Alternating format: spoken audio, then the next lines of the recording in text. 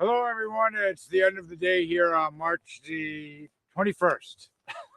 It's still March the 21st. We're going back to Yak. I'm pretty sure there's a song in there somewhere. We're going to have some supper and meet up with some folks. And we also are running a little bit behind schedule, but we have the magic ability to go back in time by 1 hour because we're crossing time zones. So I'll see you back in Yak, or I'll see you here in the morning. Have a good day or night.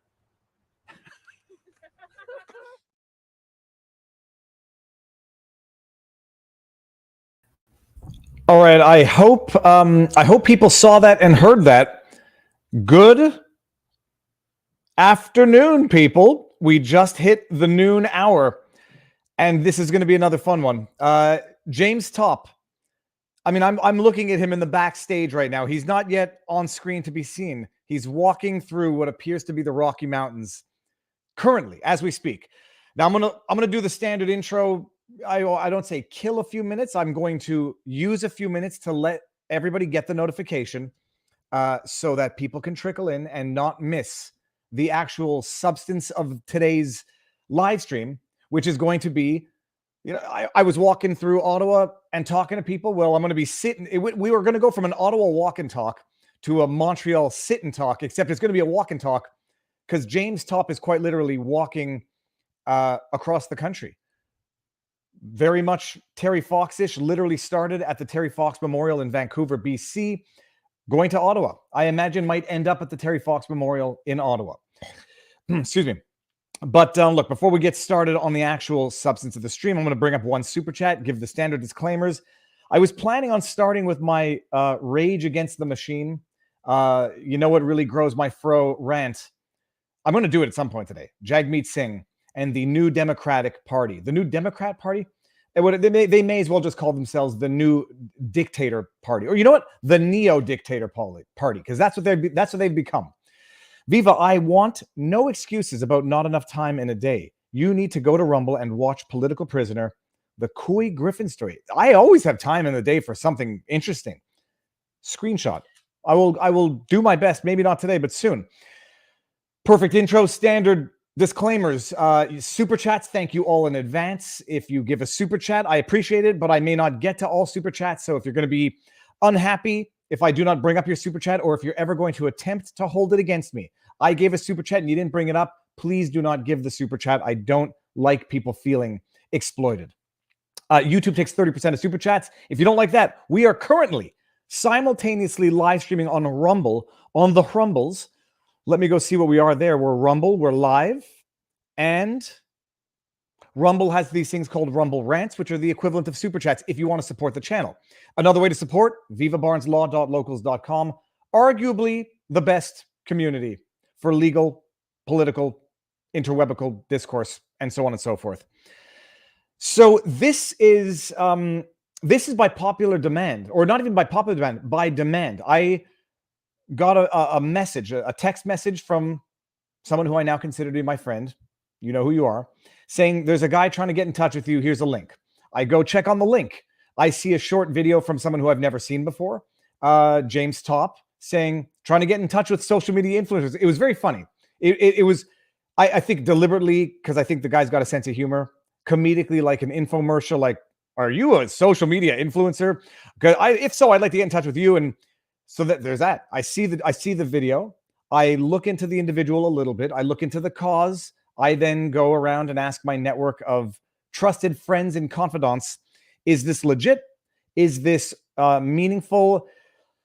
The reality is we live in such, I don't think the times are any different than they ever have been, but where there is crisis, there will be predators. Where there is opportunity, there will be people looking to exploit those opportunities. And, in as much as there were a lot of fraudulent fundraisers that were set up in the wake of any given incident, tragedy, or opportunity, you have to double check that you know who you're getting, who you are effectively, not say promoting, but who you are engaging with, to make sure that you're not engaging with and thus amplifying, promoting people who are up to no good, along the lines of that GoFundMe with Bobbitt and McClure and that other guy, D'Angelo, and it was that Bobbitt McClure fundraiser where the homeless guy gave his last $20 to a woman who ran out of gas and was stranded. They set up a GoFundMe, raised $400,000. It was all a scam from day one to the end. And the only reason people found out about it is because, true to form, no honor among scoundrels, they started fighting among themselves over the money. So I hear about this individual, a veteran, who's marching across Canada, and I do, my due diligence. I speak with people I know. Tom Marazzo, who I did a live stream with 2 weeks ago, this Friday, I guess, was one of the individuals who volunteered, participated in the convoy, had his bank accounts frozen, his wife's credit was affected. He knows James Topp, and a number of people said this guy's doing something amazing, and he's got an amazing story to tell, and that's what we're going to be doing today. I'm not going to sully the encouraging, the inspirational part of this with my Jagmeet Singh rant. We'll get to that after we've had a discussion with James Topp. Everyone out there, share the link around. I think everybody who is interested in this is going to know about it already. And the real trick is getting people who might not know that they're going to be interested in this to hear this, because it's going to be inspirational, and it's going to be amazing. We're going to walk and talk with James Topp. Let me see. Based on where they are right now, it's beautiful is where it is.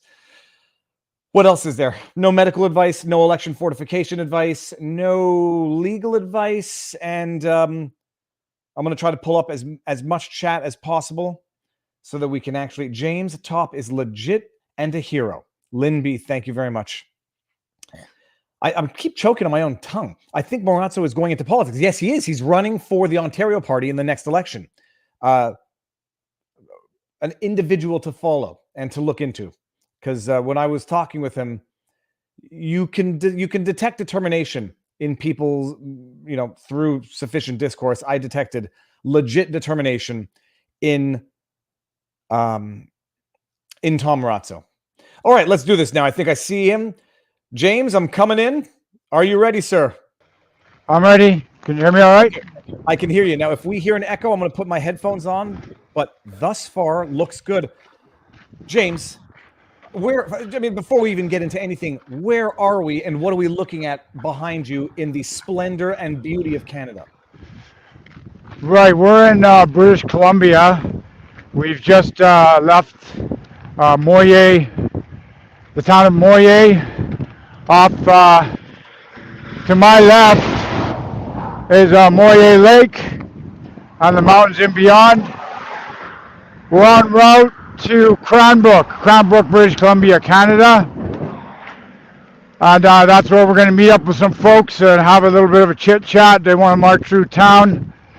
And we are started at the Terry Fox Memorial in Vancouver. This is day 31. And we're coming up on 800 kilometers on foot. 800 kilometers on foot. I'm going to lower your mic, and then everyone in the chat, just tell me if it's a little better. We're going to try this again. James is loud. Okay, fine. No, don't worry about it, James. It's on my side. I'll try to tinker with it and just get the right balance. James, look, you have some time on your hands, and I have lots of questions, but we're going to start with what I always call the elevator pitch before we get into it. And we're going to get into the elevator pitch in greater detail. But elevator pitch, who are you and what are you doing?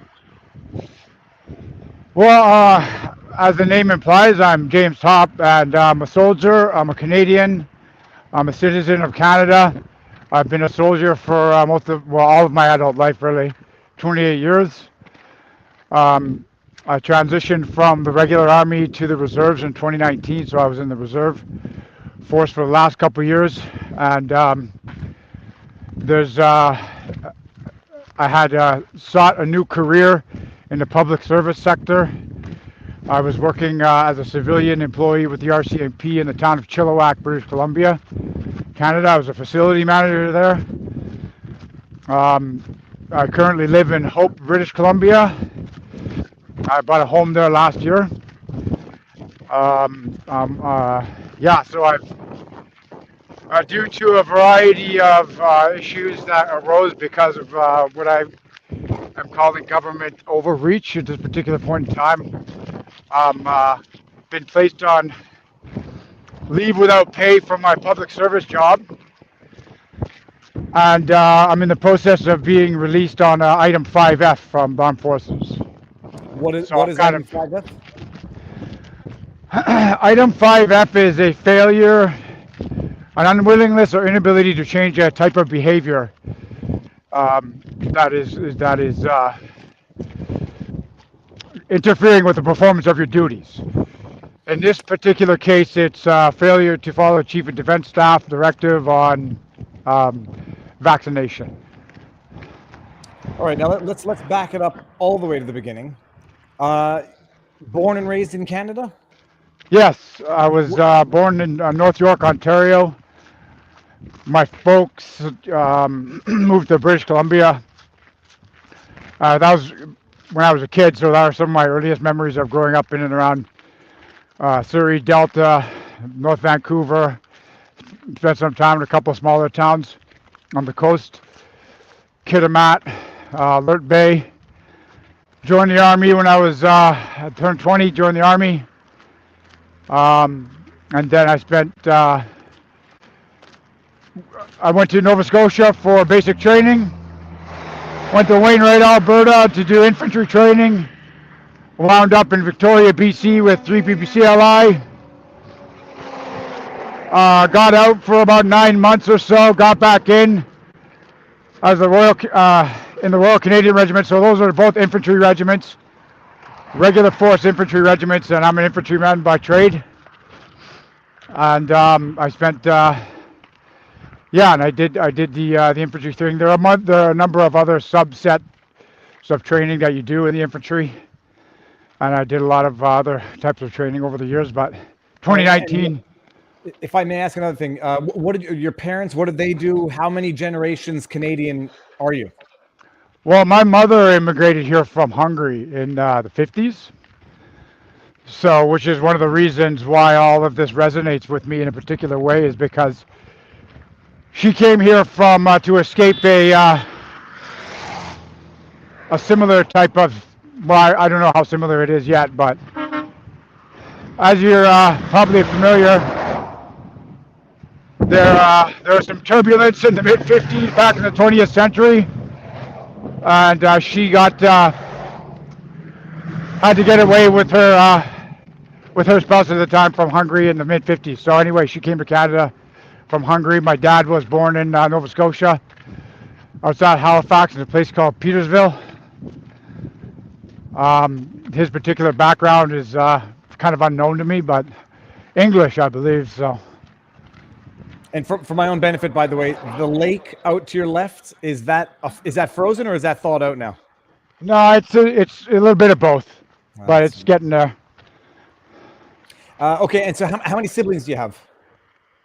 I got a kind of Brady Bunch situation going on. There was a couple of marriages on both sides. Yeah. So from my mom and dad, I'm the only one, and then I have 8 sisters and brothers from, my mom and dad. And they're in Alberta, Ontario, and back in BC. And your folks, are they your birth parents? Are they still alive or? No, they passed on. All right, so now so you grew up in. You said you grew up in. Well, you're born in York, grew up in Vancouver. Yeah, North York, Ontario. It's a suburb of Toronto now. And now, what do you go to high school, university? How do you end up in the military? Yeah, well, that was the thing. I was kind of I gravitated towards something that involved uniform. I think when I was a kid, I had designs on being a police officer. Probably a good thing that I didn't become a police officer, because I don't really, joining the Army was the right thing for me. Let me put it that way. I kind of I didn't really have any high-minded ideals when I joined. I just wanted to see action and travel and mission accomplished. So, to be honest, it wasn't until the last, was fairly disenfranchised for a while with the military. Hold on one second, James. If I may ask you, unplug your phone jack and plug it back in. Just, I think the audio got choppy. Yeah, we might be going through some type of cell phone dead zone. Can you hear me now? I can hear you. It's just that it sounds staticky.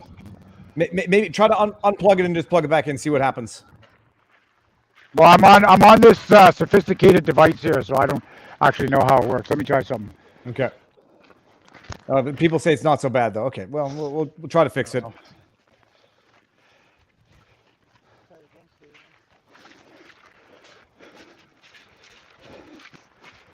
Yeah, I don't know if that did anything or not.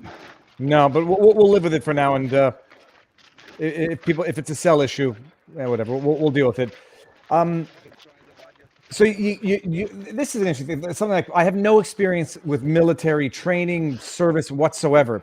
The question I always ask, when people make the decision to go into it, do they sit? Right. I mean, your thought process is, it'll give me education, it'll give me training, they'll pay for my university, it'll give me, I'll see the world. Do you get into it for any interest in combat, or because it's a good life opportunity to travel and to have things paid for and to have a job, basically? Yeah, basically. Yeah, so I hope this is coming through clearer now. But like I was saying, I didn't really have any specific high-minded ideals like, service to the country, so to speak. Okay, I'm fairly, I don't know how to say it. Like, I'm just some dude, right? Like, I just wanted to go out and live the life of a soldier and travel. And I thought soldiering was an honorable profession, so that's kind of why I signed up for that. And how old are you when you sign up? You said you're 20 years old when you sign up? 20, yeah. Just 20 years old. What year, give or take, are we in? As in, when you sign up, do you see a reasonable or foreseeable prospect of actually serving in active duty? Yeah, at that particular point in time, it was 1990. Prior to that, we had Oka. And then there was the Cold War business going on, which was kind of winding down. Then we had at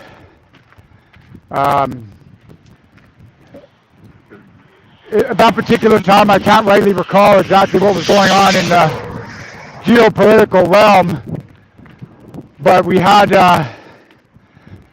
the former Yugoslavia, the civil war in Yugoslavia began in around late 1991, 92, and by 92, so 2 years, well, a year and a half after I joined, I was in Yugoslavia for a year. So 2 years after you join, you're deployed to Yugoslavia, and this is active combat. Not necessarily for us. We were part of a UN, what was called the United Nations Protection Force. So we're kind of active combat in that we were caught between two sides fighting each other. What we were trying to do is to establish United Nations protected areas. And on the cessation of hostilities there was a number of agreements made as to what the borders were going to be and how those borders were going to be enforced. Policed, I should say. And we were a part of that, right? So because at that particular point in time, there was no Yugoslavian armed forces, so to speak, there. The country had disintegrated. So I had gone back to regional lines, and usually separated on linguistic lines, such as, like the Croats occupied Croatia, Serbians, and then you have Bosnia, Herzegovina. And so that the area was segmented, and now there's new borders that need to be policed, right? Yep. So that's where we were. So I got to do a year-long tour there just because back in the day, I was an M113 driver. It's a type of armored vehicle. And so they needed lots of dudes to stay behind and drive them things around. So I got to stay for a year, saw a lot of interesting stuff. And not to be when you say interesting stuff, not to be facetious, you mean you're seeing things like you're seeing war firsthand in Yugoslavia. Yeah. Peacekeeping. Yeah. It was. It wasn't one-on-one combat like what happened in Afghanistan. It was more along the lines of trying to maintain the peace between two warring parties in the former country. So we did get engaged on several occasions. There was a lot of tragedy due to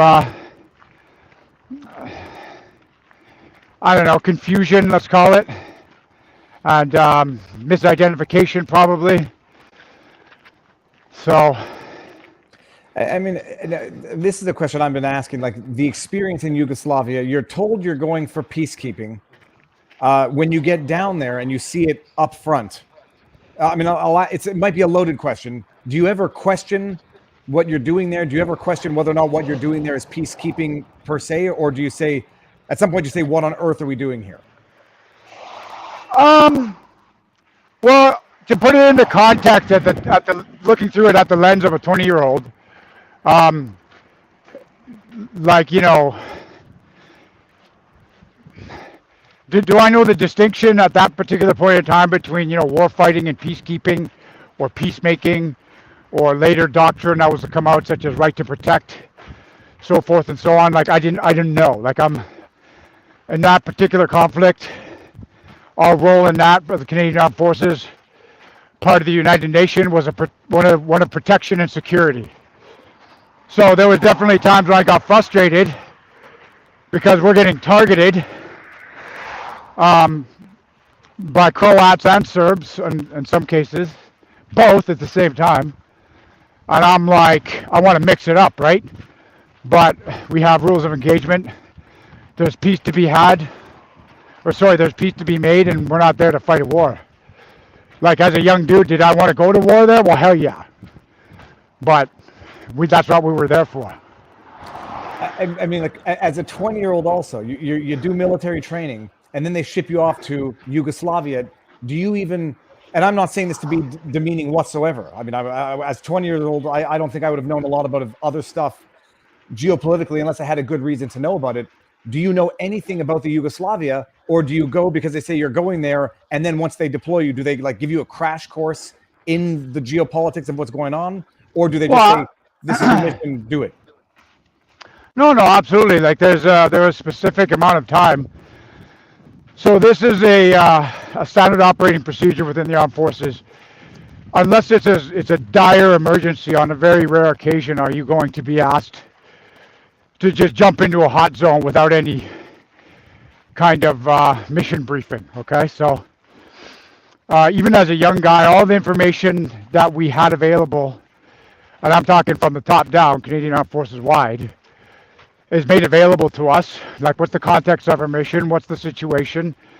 Who are the actors involved? What are we doing there? What's our role? All that stuff is made available to us. All of the things that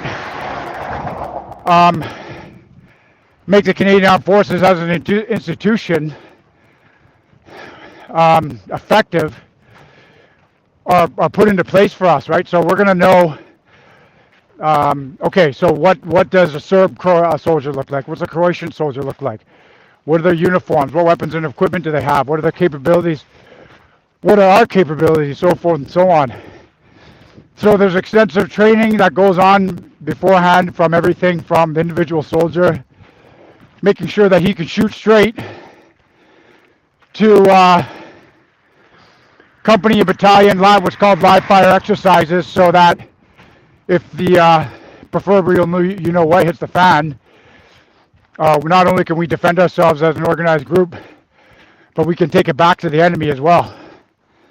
So all this is put into place even before you get on an airplane. And so you land in Yugoslavia. You're peacekeeping, Yeah. and then what sort of things are you witnessing? We've sort of we hear about them incidentally or through the media, which I no longer believe. But I mean, Right. what sort of things are you witnessing firsthand in your experience in Yugoslavia? Chaos and destruction, loss of life, loss of livelihood, loss of homes. It was so you're looking at a civil war as an outsider. So I'll tell you a story, one that stuck with me throughout the years is that so we got into theater. The way it works, when you get into a theater, you hit a kind of a the actual jargon escapes me at the moment, but you go to a camp and you get ready to shake out into your company lines or your platoon lines, which are somewhere on the edge of the battlefield. So we had landed in Zagreb. From Zagreb, we deployed to a camp called Camp Palom, and from there, my company, we took over for 3RCR, who had deployed there, who they were on Roto 0. So I was in 3BBCLI at the time, and my company took over their duties in a town called Pakrak, P-A-K-A-R-C.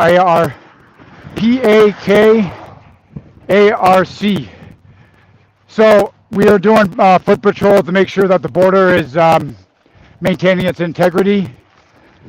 And we walk by this apartment building, which is, riddled with bullet holes.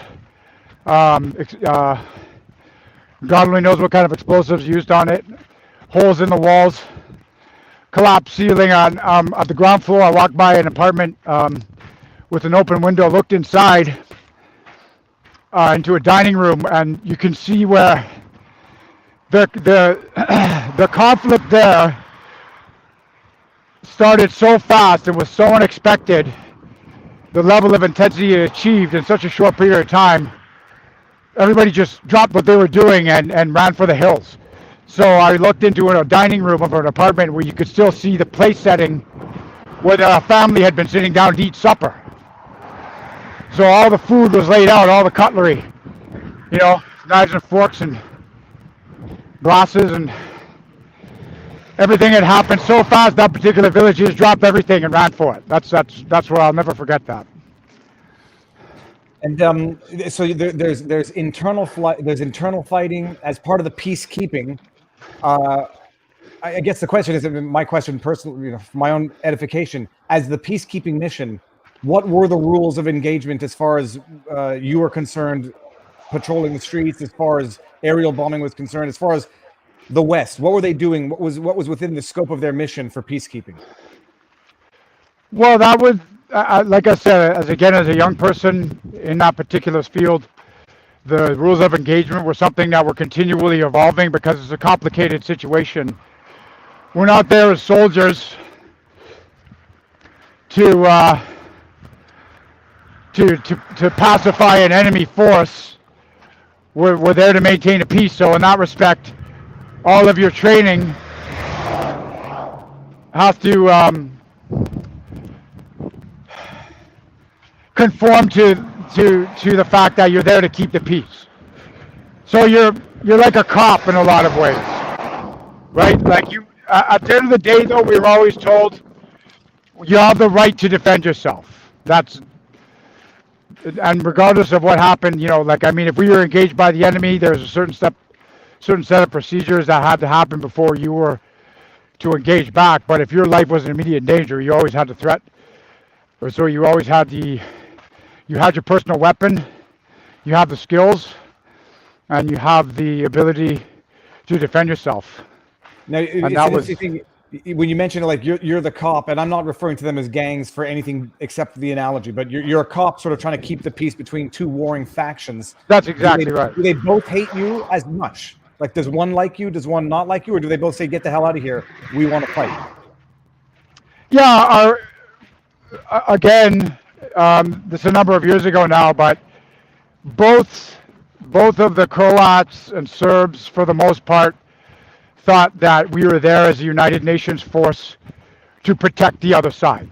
For example, I don't know if that makes sense or not, but so just to clarify, the Croats thought we were there to help the Serbs, and the Serbs thought we were there to help the Croats.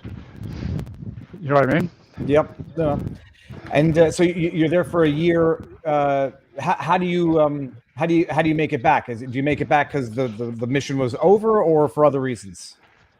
Well, eventually that particular mission evolved into another one. Like we eventually, so that United Nations mission turned into another peacekeeping mission in Bosnia, which turned into a stabilization force.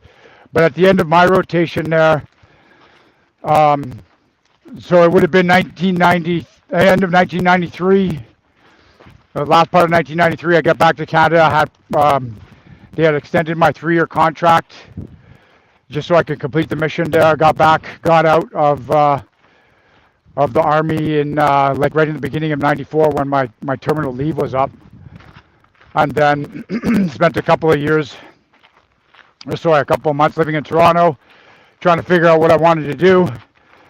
By the end of 1994, like in about October, I was back in the military, but now I was in a different infantry regiment. Okay, and so moving off of Yugoslavia, what's your next deployment in the military? Yeah, so I got out of the army, got back in.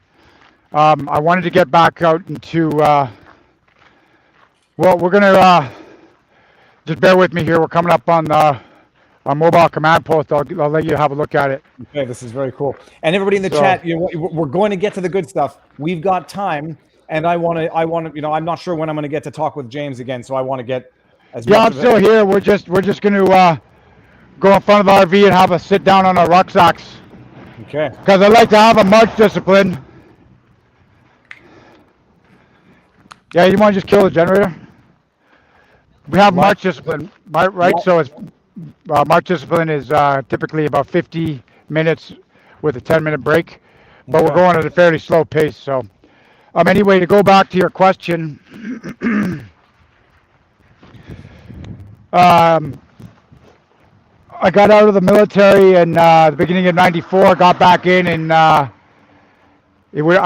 remember my enrollment date. My re-enrollment date was October 17th, 1994.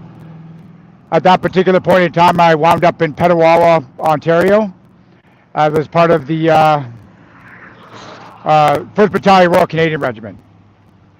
So I spent a number of years between the 1st Battalion Royal Canadian Regiment and the 3rd Battalion Royal Canadian Regiment. I think I was posted out of that base in around 2009, 2010. But in between that time, I had done a tour in Bosnia, Macedonia, and 2 tours in Afghanistan. So how does it work? There's active duty, then there's reserves, and how does that work? And when do you go out of active duty and into the reserves? Well,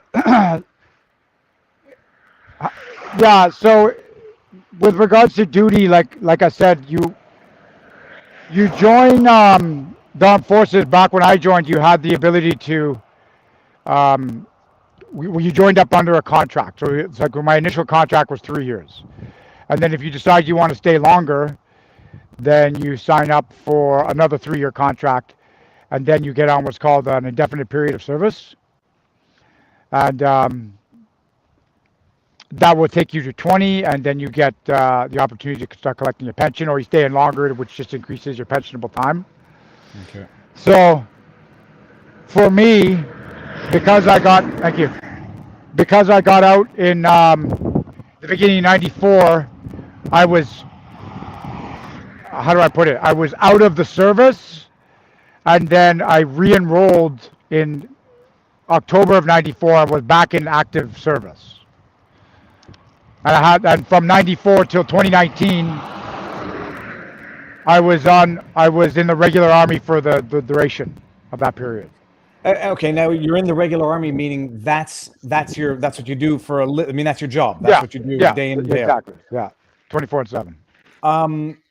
A question that I've always been interested in is you come back from active duty, whether it's peacekeeping or whatever.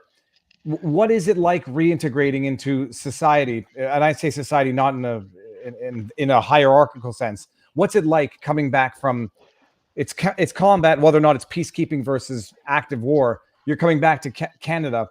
What is it like coming back to this, peaceful life among people who don't understand anything that you've gone through in war, and vice versa? Now you look back at society here and say, like, okay, I have nothing in common with this. Did you have those issues, and what is it like coming back from active duty to peaceful life in Canada?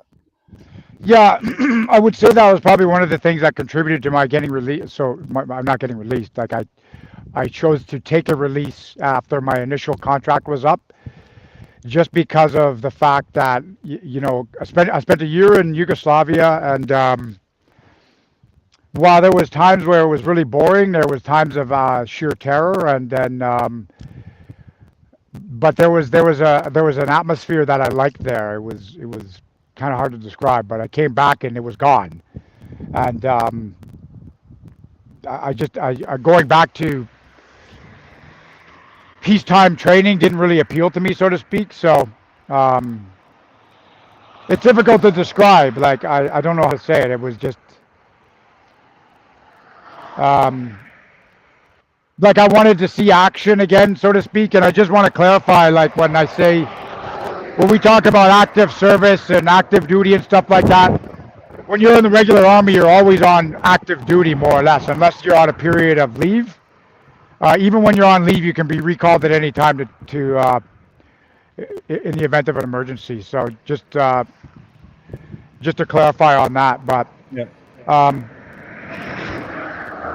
So between that period of at the end of '93, October of '94, I was officially out of the army as a civilian, looking for something else. Didn't quite find what I was after, and decided that the military was where I needed to be, and I got back into the regular force.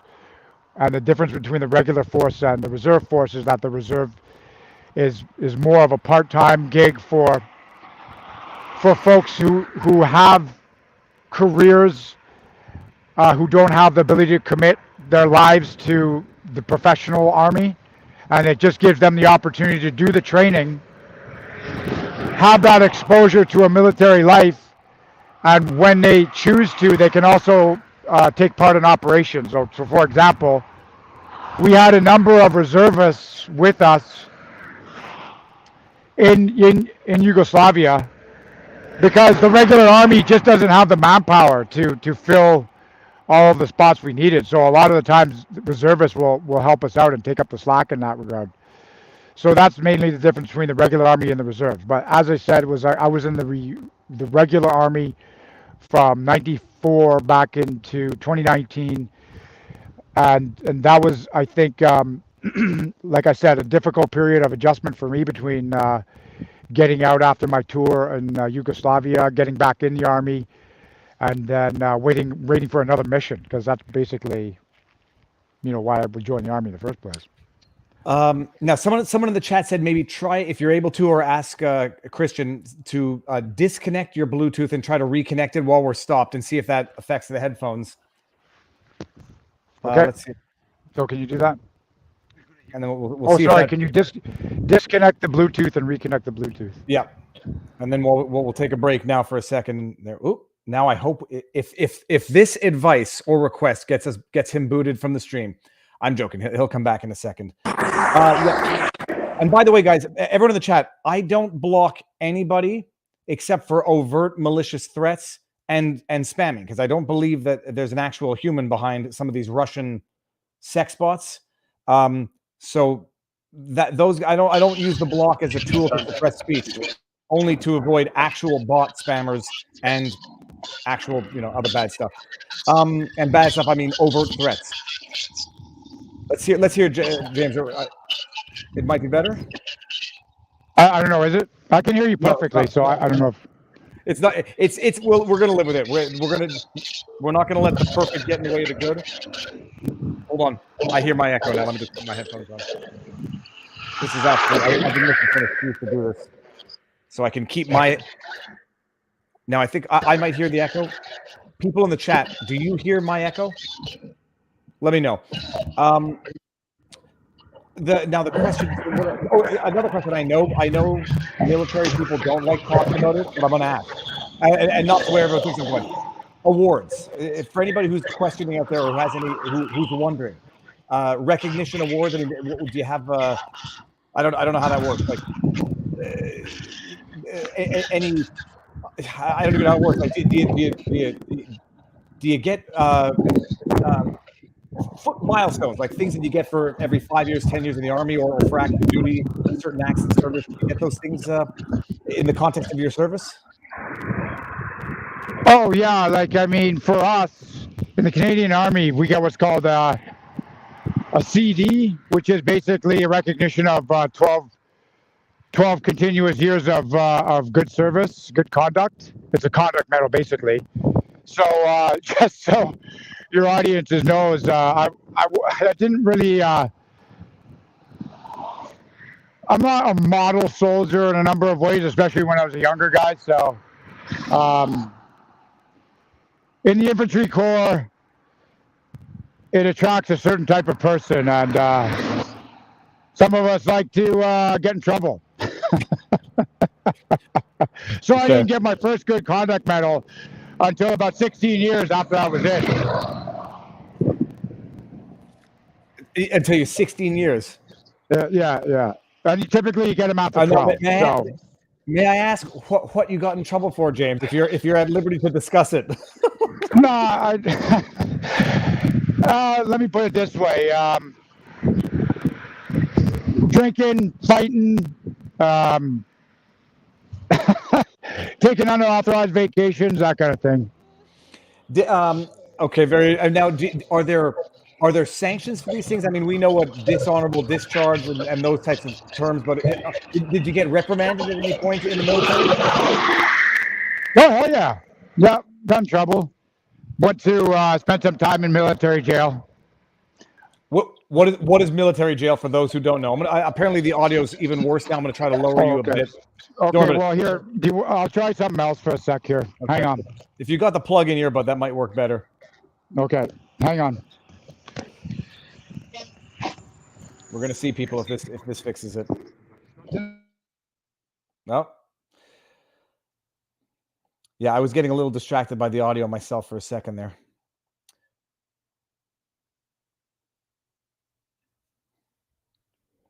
It's interesting. I mean, it's an interesting character. I mean, interesting. I mean, look, at some point you're gonna assume that if someone decides to walk across the country in protest, it takes a certain type of personality to do that, and it might not be one that is very easily deferential to authority.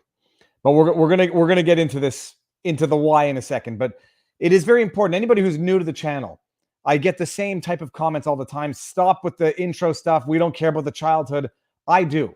And this way, when I do this the first time, I never have to do it again when we have them back on. This sounds like it might be better. Can you hear me now, James? I can hear you. Can you hear me? It's as good as we're going to get before we try to tinker with it. I'm going to bring up the audio just a touch. All right. So when you say you go to jail, or you went to, I don't know what you said was the word, in the military, what is that? I mean, I can only think of the brig, but I know nothing. I only know what I've seen in movies. Yeah, so basically when you get in enough shit, excuse my language, when you get in enough trouble in the Army, you go into, we call it a club ed, but it's detention barracks. So I spent 24 days in detention barracks for going on leave without authorization. So when you say 24 days in detention barracks, yeah. Is that military prison literally?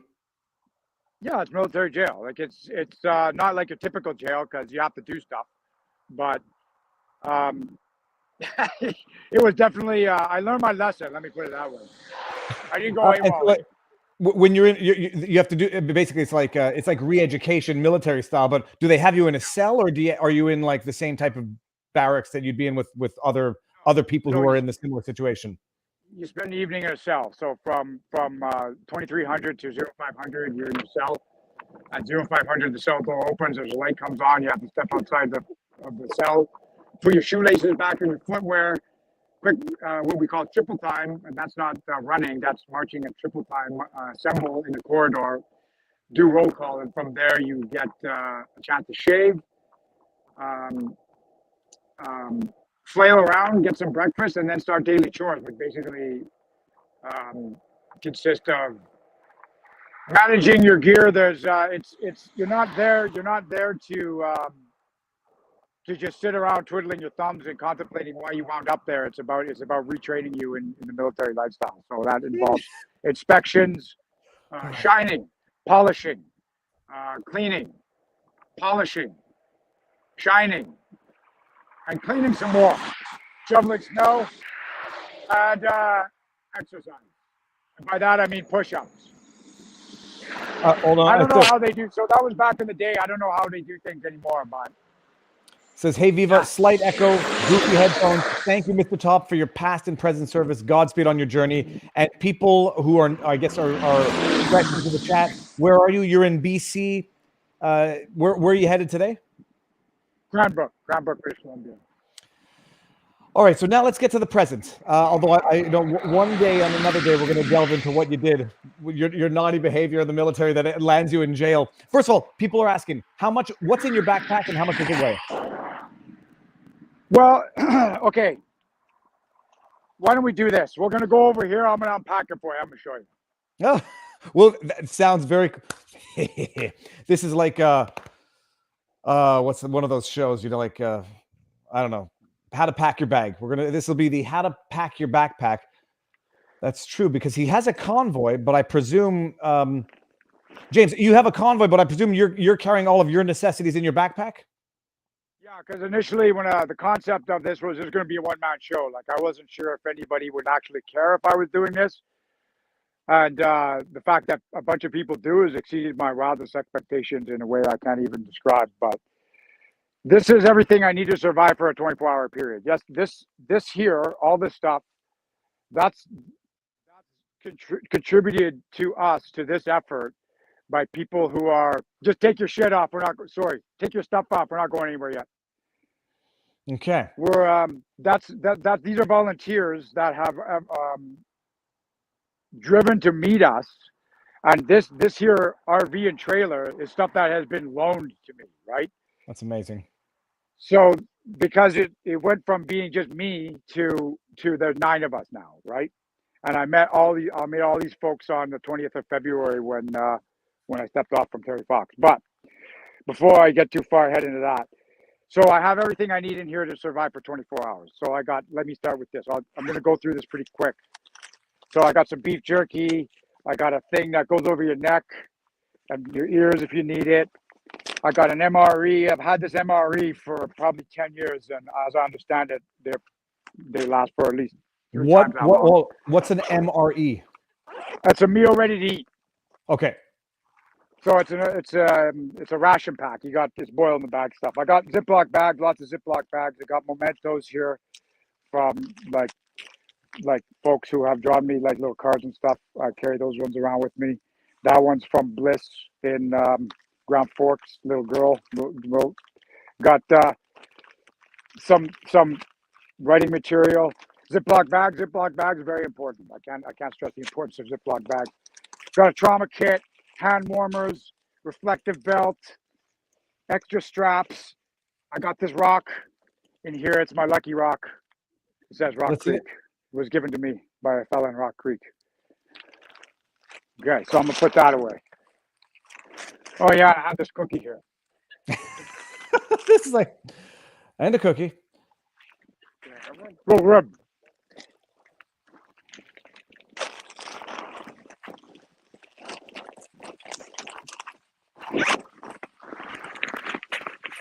I dare say that might have been a Felix and Norton cookie by the looks of it.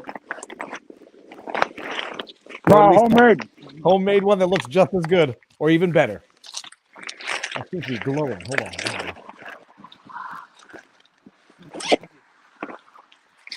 Okay, so that's in the top. I got my GPS live link there. It's a spot tracker. Excuse me, talking about my mouth is full. That was donated to us by some fellas in Maple Ridge, and they helped us set up the GPS live link. And I couldn't have done it without them because I know jack squat about that kind of IT stuff. So in here is survival kit. So I got everything to like make a field expedient shelter, boil water, and catch game. So waterproof matches, that kind of thing. So in here, have this impermeable membrane, also known as a garbage bag. Keeps all my stuff dry. Got a puppy jacket. Got more Ziploc bags because like I had a pair of gloves in here. But if I was going to take my gloves, I want to keep them dry. I'm going to put it in a Ziploc bag just like that. So I got a Ziploc bag again. T-shirt, underpants, not cotton. Don't ever wear cotton in a survival situation. Got another toque, another Poly Pro shirt.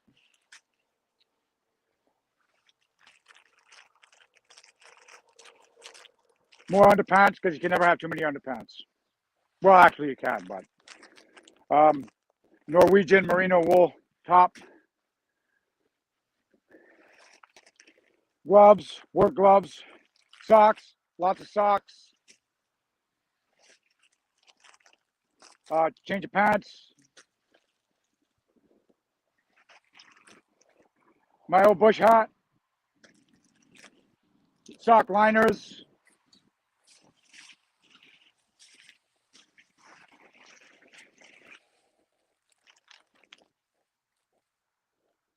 Mittens. Gloves.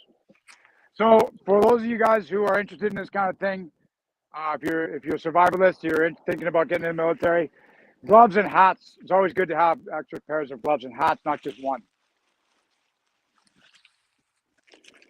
So I have a towel. This is also merino wool. So I have a merino wool top and a merino wool, like instead of long johns. I got these from the Norwegian Army. Guys, I was working with them for a while. Got a knife. And then this bag here. Got an opening in the bottom. And I got my sleeping bag in here. As you can see, it's also encased in a clear, impermeable or waterproof membrane. And James, what you're using there is your original military bag? That's not a. Oh, hell no. No. This is civilian bag. I decided not to bring any of my Canadian Army gear with me because they're pretty mad at me as it is. So. Okay, good point. They might want their gear back, and I want to be able to do this. And now, so while you pack that stuff back up, you've been sleeping in tents, or you've been sleeping in people's houses? Yeah, well, I also in here I got a one-man tent in there, and that was my original intent. I would just march and like camp out on the side of the road, like places like this. But as more people got interested in what I was doing, oh yeah, look, yeah, I got my compass, headlamp, got a saw, and a light. Oh, and actually, Mike Stock asks, has anyone asked about the boots? What are you walking in? Just out of curiosity. These here. Oh yeah, and I got my I'll get there in a sec. So this is a jet boil and my mess cup. Boil water. You always gotta be able to boil water when you go in the bush. Yep. So these here are Solomon trail shoes. I initially had a pair of Loas. I had a pair of Loas, but my whatever happened to me over the last couple of months, I would say it was probably something similar that happened to the Grinch in the Grinch Who Stole Christmas. I gave up on hating myself and other people, and my heart grew 3 sizes. So did my feet. So now I got these bigger feet. I got bigger shoes because the Loas were too small. Well, and have you gone through shoes out of actual wear and tear? Because I mean, you're putting on a year's worth of kilometers in a week or two. Yeah, they're getting there. Like these ones are fairly new, right? Like even though you can't tell, but the tread's still good on them, but they're starting to get wore down there. You can see. Because I like to double time every once in a while just to make up. There's folks who want to stop and say hi and stuff, right? So we say hi to them, and then they're going to make up for. Go ahead. One question I actually totally forgot to ask, and I'm looking at your finger and I don't see a ring, but are you married? Do you have any kids?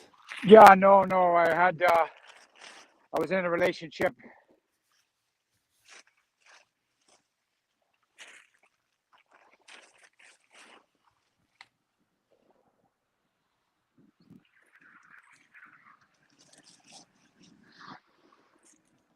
I kind of blew it.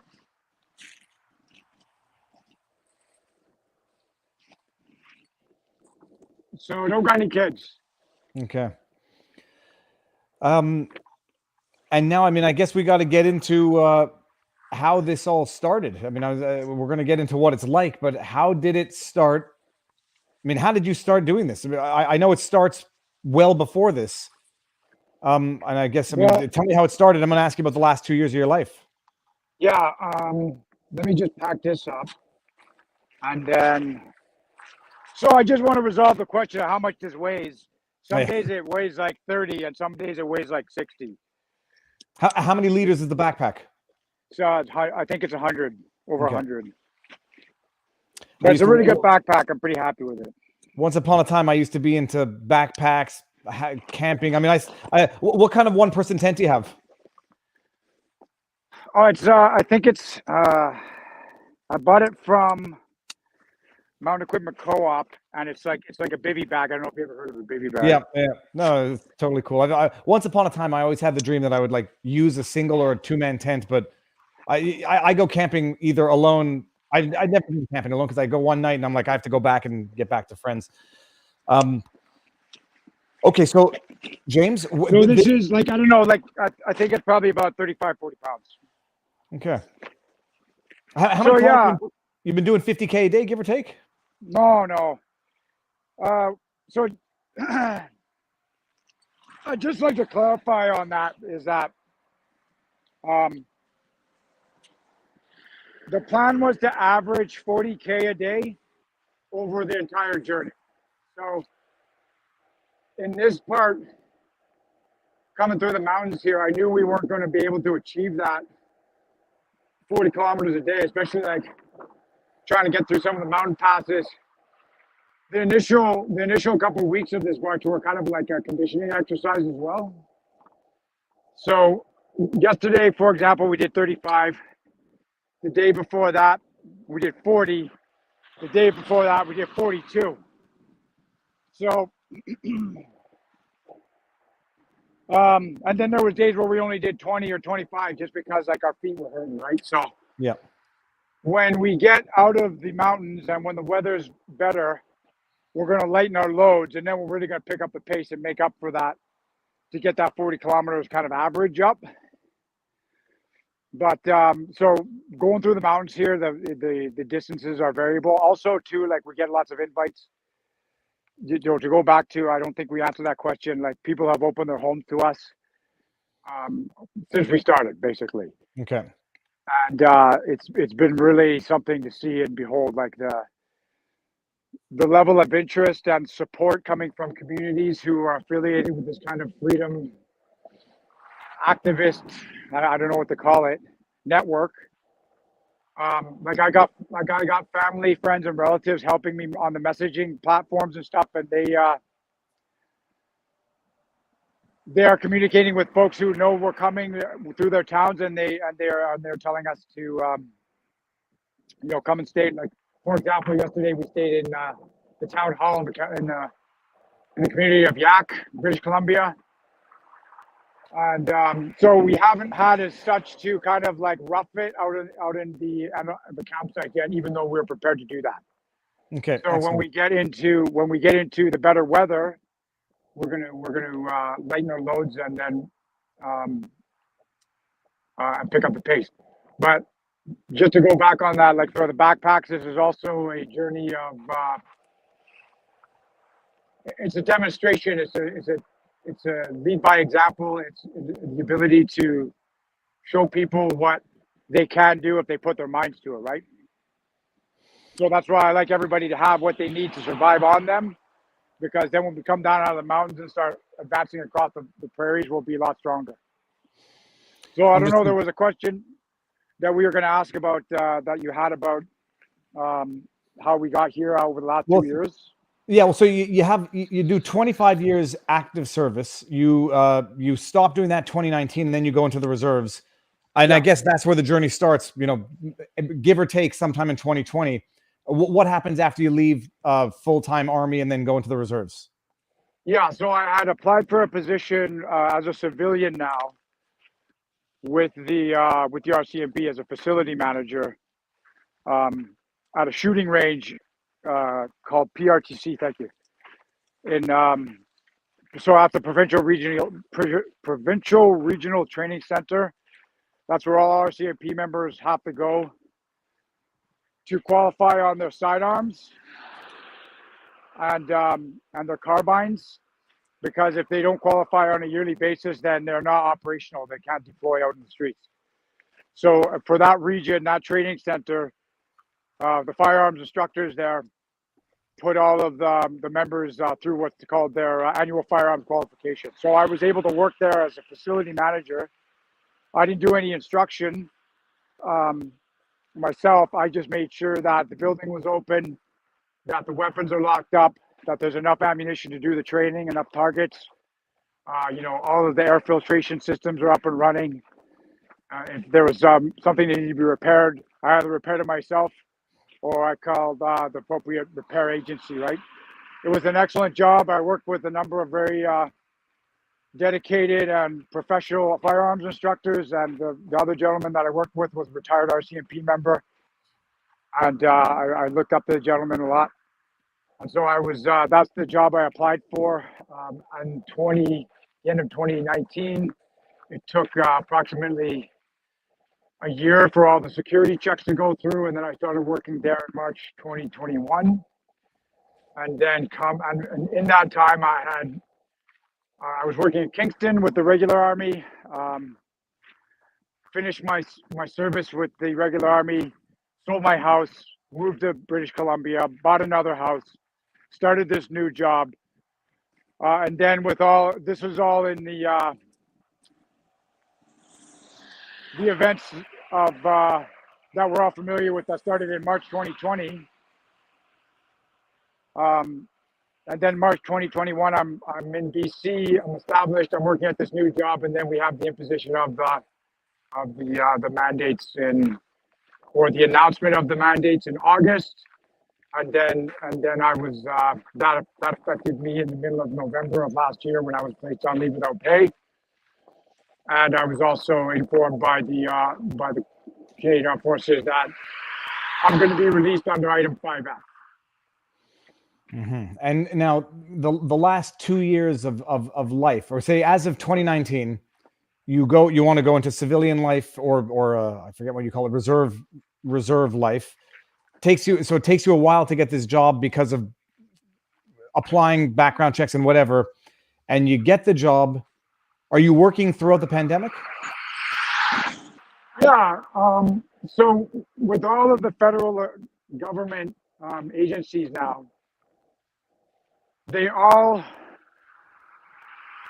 strictly observe all of the protocols for the whole management of COVID, right? Mm-hmm.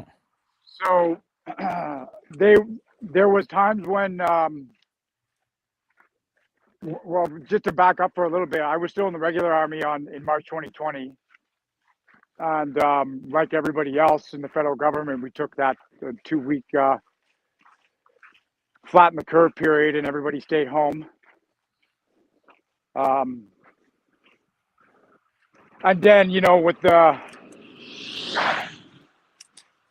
excuse me while I navigate this terrain here.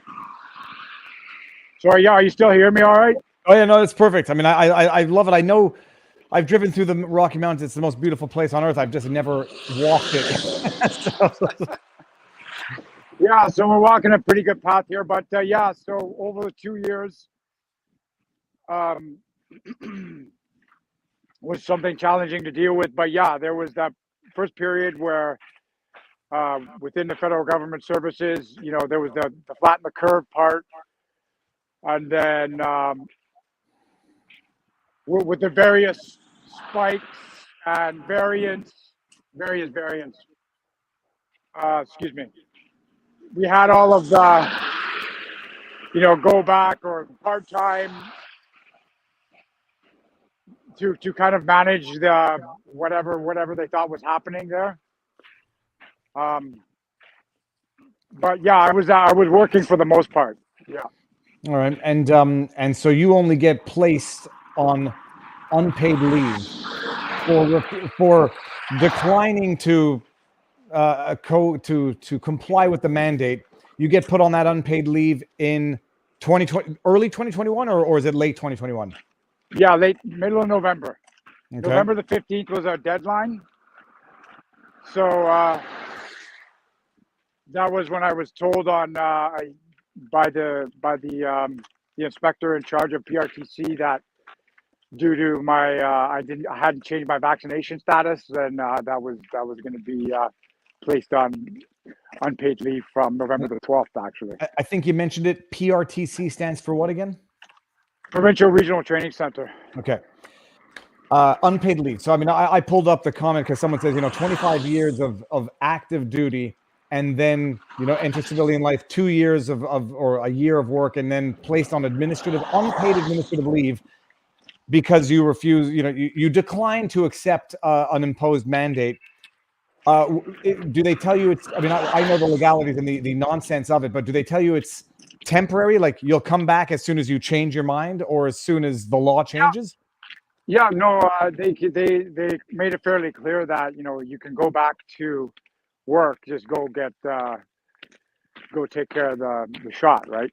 Yep. And so you say no. I mean, look, you seem like a relatively defiant person in general, and I say that in a good way. There's defiance is not a bad quality necessarily. So I presume you then say, well, this is not going to change. At some point, do they notify you that you are permanently on unpaid leave? It's possible. Like nobody has contacted me directly. I'm not at home now, so my sister's checking my mail. I should probably check in with her to see if anything official has showed up. But yeah, as far as I understand it, I'm still on unpaid leave. But with regards to the military and my being released from the reserves, is that something that's still ongoing? All right, so this happens now. From my understanding, oh, by the way, just to share an anecdote, apparently Tom Marazzo, I asked him if I could share the story. He said the first time he exploded C4 was with you. Yeah, that's true. Where blew some stuff up real good. For anyone, Tom Marazzo, I interviewed him 2 weeks ago. Where was it that you had this experience with C4? Yeah, we were in the Army, especially in the infantry. We have a sub-trade that's called Assault Pioneers. So the infantry has its kind of integral, what you call engineer asset in an infantry battalion, and they are otherwise known as Assault Pioneers. So they're infantrymen trained in the use of explosives and other kind of equipment to assist in demolition tasks or mobility tasks that might arise when an infantry battalion is on the advance. So without going into it too much, that probably sounds like gobbledygook, but basically you learn how to use explosives, chainsaws, jackhammers, and other equipment to either build stuff or get it out of your way. So we were on an Assault Pioneer course on the base, Canadian Forces Base, Meaford, Ontario. And yeah, blew some stuff up. Pretty fun. Yeah, it's got to be fun. People, explosives. It's an interesting thing to experience. But okay, now getting into this. So you're put on unpaid leave in November. Were you in? You were not in Ottawa for the convoy protests. No. So how? I mean, I guess what are you doing during the convoy? Are you watching this from? I guess at this time you're in Vancouver. Okay, well, I'll just explain this part really clearly here. Well, we got some kind of breaking traffic. Look at that. In November, I had both of those things happen to me. I got placed on unpaid leave from a job I really liked. Like I really liked that job working for the RCMP. It was the best job I've ever had. Coming from the military, going to a job that was 7:30 to 3:30. It was kind of like a dream job for me where, I still had the ability to work with professionals in uniform, be able to handle firearms, do some shooting on the odd occasion, right? Having lost that job or getting placed on unpaid leave, and then have the military inform me that they're going to be releasing me on an item 5F. Well, that's the kind of release item we used to use for dudes who couldn't show up for work on time.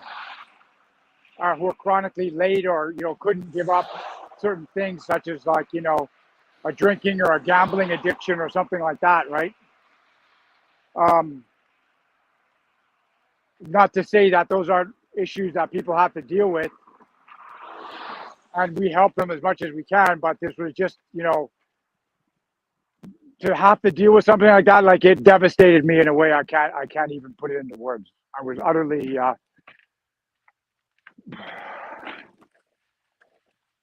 beside myself. I don't know how to describe it. Like, Well, it was and if I may ask you, so I think item 5E is what it's called, and 5F. that's 5F, and that's item 5F. Repeated refusal to correct problematic behavior. Simply put, Yes.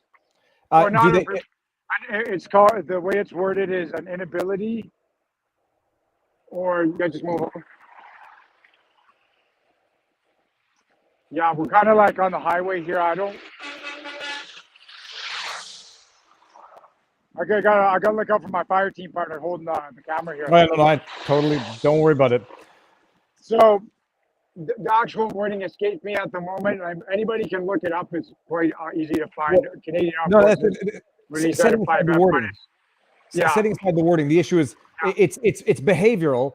Is there, and there's no warning process or no appeals process. They flat out say after 25 years, you're out on a 5F. Well, no, that there is a warning process, which is one of the reasons why I got my face in the knot about it, was because after, having spent, like I said, I was kind of there's no other way to describe it. Like, I got in trouble a couple of times as a young dude. I was given an opportunity to set myself straight, which I did. And I spent, over 20 years being a good soldier, and then having them come back at me and then say, we're going to start this process of your release, which involves a series of warnings. And the process goes like this. You get one recorded warning, and this is where your supervisor notifies you that there's this problem behavior that you have to correct. And then you get a number of days to change your behavior. Then you get a second recorded warning, and then you get a number of days to change your behavior. Then you get what's put on counseling and probation. And then 14 days after that, if you haven't changed your behavior, you get what's called a notice of intent to release. And that lasts for 14 days. And if you haven't indicated for some reason, if you haven't changed your behavior or made a good cause or case for why you shouldn't be released, then you're out. So that's the various stages of this release process. Okay, and now so right now I'm on. Sorry, go ahead. I was going to say, so the various warnings that you got, were they all related to failure to submit to this mandate, or did they go back and rehash things that you did 20 years ago? No. Okay. That stuff is all gone because when you get into trouble in the military, that stuff stays on your personnel record. But you get, if you apply for a pardon, then that stuff gets taken off. It gets, what's the word I'm looking for here? Redacted. Okay. So it doesn't come back to haunt. It doesn't come back to haunt you. So and I'll say, so it wasn't a fabricated notice of dismissal or whatever the term is. This was, they took the same incident and said, here's your first warning, here's your second warning. You haven't yet complied with the mandate, therefore you're out. In a nutshell, yeah. And this is all related to the mandate, one and the same act and nothing else. There's a distinction to be made here with this, in that there's some certain wording that's involved here. And if you don't know anything about the military or the minister or the Department of National Defense, okay, so there's the Chief of Defense Staff, okay? Chief of Defense Staff is the top general in the Canadian Armed Forces. And he, with his command team partner, the Minister of National Defense, they run the entirety, and when I say run, okay, I use it as colloquialism, if you will. But they are the command team of the Department of National Defense. So you have the Minister of National Defense, he's the civilian side, and then you have the Chief of Defense Staff, he's your top general. So he's the one, and I say he because at the time of this was Major General Wayne Eyre. He's the one that issues the order that all members of the Canadian Armed Forces will will have this this medical procedure. So the distinction to be made here is that it's not necessarily this. I'm being released for not following this order. Does that make sense? Yeah, no, for sure. But now, and then my other question is, if you're no longer on active duty and you're on the reserves now, you still need to comply with these orders, notwithstanding that distinction of service? Well, that's the thing about the reserves. So when you're only on duty in the reserves when you're getting paid.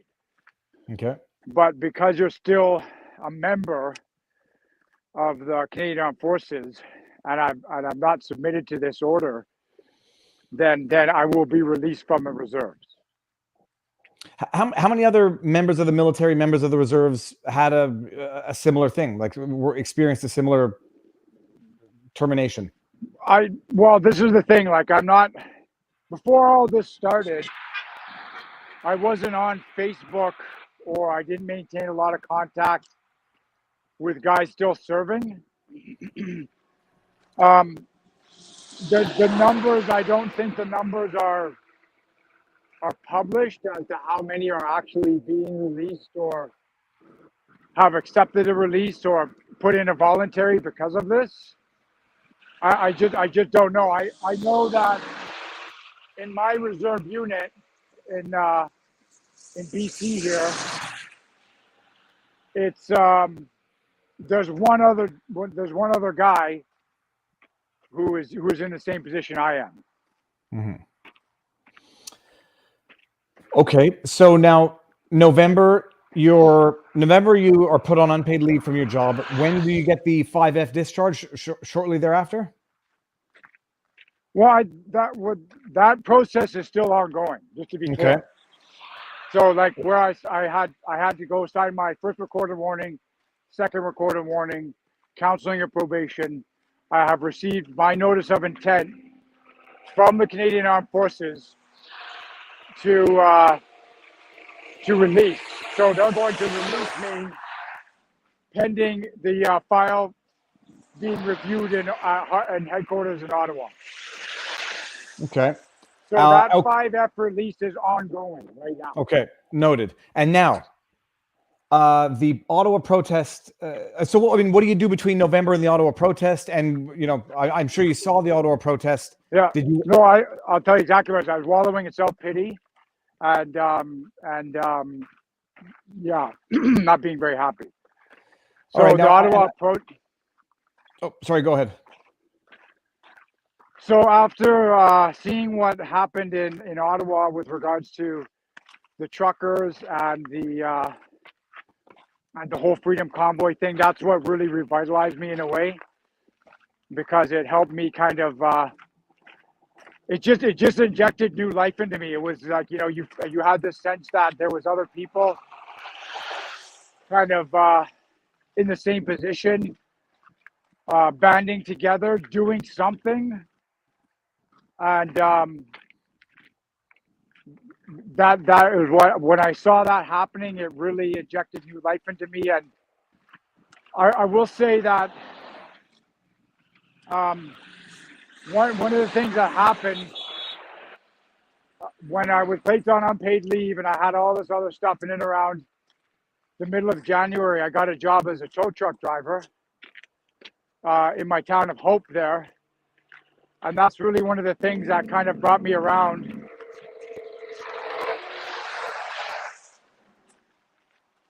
Because for the first time, I had started to see, like, what happens in the civilian sector. Like, I mean, when you are in the armed forces, you're kind of like in a little subset of society. You're protected in a lot of ways. So having seen how hard people work, like in the civilian sector, like in like the Canadian public, I'm saying now, and then to see a segment of the population of the Canadian public go to Ottawa, be ignored, and then be insulted, that just didn't sit square with me. Not as somebody who was working for the federal government in the armed forces, right? Yeah. So there was that. There was two things that happened there. I was subsequently inspired and also outraged. So all this kind of just brought up. I just brought up George. Stuff. Hold on. I brought up George Smith's super chat only to say, set up a go F me. Only give send go, people. No, but we'll get to how you can support James sooner than later. But only give send go. Never again GoFundMe for anybody. For me personally and others. Okay, sorry. So carry on there. I'm sorry I interrupted you. Yeah, no worries. So there was just this kind of perfect storm of things that happened, and it really was this kind of transformational experience in a lot of ways. Because, like I said, everything that inspired me to do this, it was kind of a lot of it was done on instinct, and it's like a lot of things have come together in a really strange way that I can't describe it. Like, I go out on February the 12th in uniform, make an announcement, knowing that it would be highly visible. I had made a TikTok video, gone to a rally in full uniform, knowing that it would attract attention. The professionally made video, I didn't know the gentleman. I just walked into the rally. I saw a dude with a really professional camera. I walked up to him and he's like, "Hey, can I record you?" I'm like, "Hell yeah." So I did the thing. He takes the video, does an awesome job of it. And his name is, it's a play on he's a European gentleman. His first name is Nem, and he has a play on his channel. It's called Cinematic with NEM in the middle. And that's what attracted a bunch of attention. Next thing I know, a bunch of people want to assist me or take part or something. Watch out. So it just started from there. And then February 20th, I announced I'm going to leave. And I go down to the Terry Fox Memorial. And there's like 100 people there. Let me ask you, you mentioned something. You said you were in self-pity mode as of November. Yeah. And do I, if I'm going to ask the question, do I presume you're in, not healthy type mental and physical and behavioral stuff at that point in time? Absolutely. And so now you see, and you see what happens in Ottawa, and you get out of your slumber. Yeah.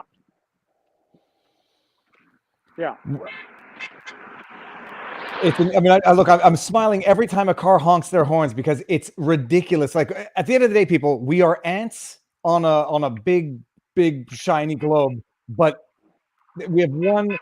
If you back up to space, you have an individual human walking through the mountains of British Columbia, and people are honking in large numbers. That's how amazing this all is. So you say I'm mad as hell and I'm not going to take it anymore, but I'm not going to take it out of myself. I'm going to get up and literally start walking. We're going to get in back. 100%. I'm not, and I'm also, when I saw it as this is a demonstration of what a person can do in a constructive way, in a way that we can, re-bridge certain gaps and rebuild certain relationships. And it's not about me, I'm not here to rant and rave about how we got here. That's not what I'm doing. I got a plan on how to bring stuff back together and repair it. So let me. An obvious question: you lose your you lose your job. You're on unpaid leave. What are you doing for finances? You have a home, you have a mortgage, you have bills to pay. What are you doing for finances? What sort of do you get cut off from any pension that you would have otherwise had from the military pending this 5F process, or are you still at the very least getting something there? Okay, so upon my completion of. So I have what's called broken service, in that I had a contract, I let it expire, I rejoined the Army. So altogether, my service totals 28 years, which I repaid, right? So I repaid this pension that I paid into from 1990 to 1993. Does that make sense? Yep. So I have 28 years worth of pensionable time, and I'm collecting that now. Okay. Is it something that is under threat of all of this business? I possibly, but just to put it into context, you know who Russell Williams is? Let me He's say an Air yes Force. so I don't look stupid, but then ask He who was it is for in those who don't 2000. know. In 2010, he's an Air Force colonel. In 2010, he was convicted of murder of 3 ladies in Ontario. He was released in short order after he was found guilty. As I understand it, he's still collecting his pension. So if they're going to take my pension away, then we got a serious problem here. For the time being, however, thank goodness for small But blessings. yes, Still got it. I am collecting my pension, and that is due to so that's paying the mortgage on my house. Prior to me embarking on this particular journey here, I did work for approximately about a month at a tow truck concern in Hope, British Columbia, which is like where I said I had really come to the realization of how hard people work to put food on the table. And yeah, sorry, I just want to look at this. It's absolutely stunning. Oh yeah, there's a little lake house down there or something. But yeah, so I am getting a pension that's paying my mortgage, and the going forward on this particular journey here,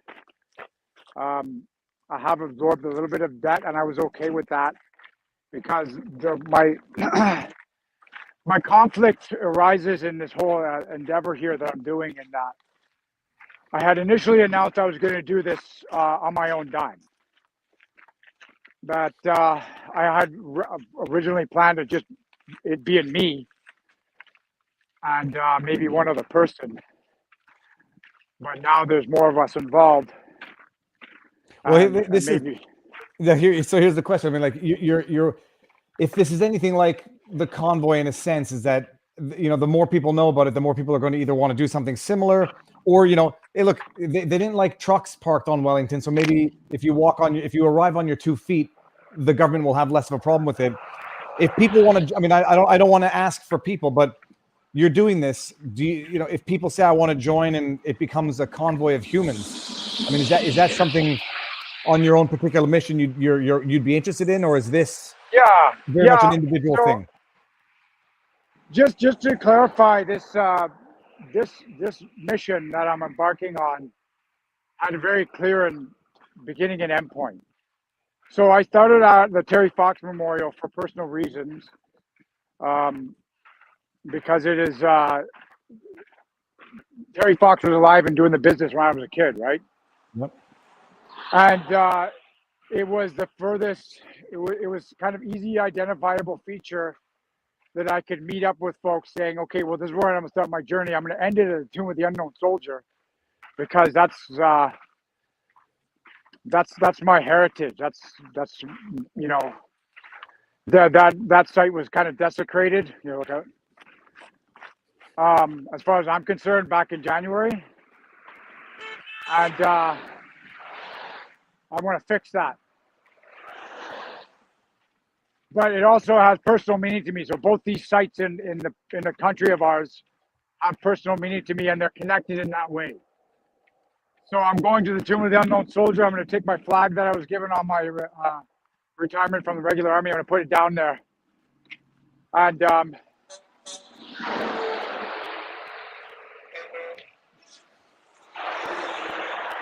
that's how that part of the mission is going to end. I had also wanted to awaken, even though what I was so inspired by also the response of veterans going out and taking part in these protests as well.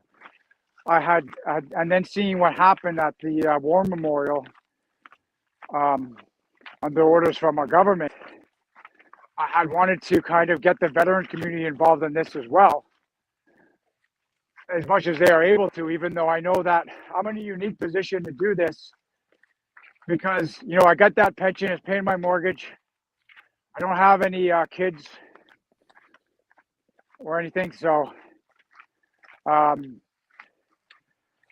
if like I had wanted other veterans to be a part of this, and they're still able to. The issue with it now is that we got there's 9 of us all together. 2 of the folks who are joined us have their own vehicles, and then the rest of us are living out of the RV. And like we have accommodations and lined up for the most part. Various town halls or people open their basements to us and stuff like that.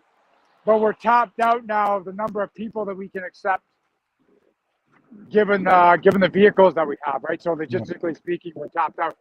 But if a couple of dudes want to team up, show up with a vehicle ready to do the business of marching, then as long as they're aware of the fact that, like, this isn't a paid gig, I'm not here to make money, I'm not here to be a celebrity, I got a job to do, and that's what it's about, really. 2 questions. First of all, are you allowed walking? I mean, because this is why, like, it's one thing for you to be walking on the side of the highway with 1 to 3 people, but if too many people start doing it, that's how you get police involved and say this is dangerous and we can't do it anymore. Have you gotten a ticket, or are people allowed walking on the side of the highways where you're going? Well, I think so. I mean, I see cyclists going on the side of the highway on a fairly regular basis, so I don't know why it would be any different for us. I haven't gotten any tickets. I'm exercising my right as a Canadian citizen to protest. I'm doing this as a part of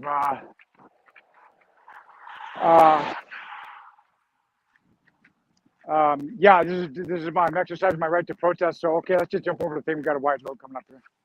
Stop. And while you do that, I'm going to bring up this chat from Darcy C, who says, "I am First Nations. You honor me by carrying feathers on your journey. Thank you very much.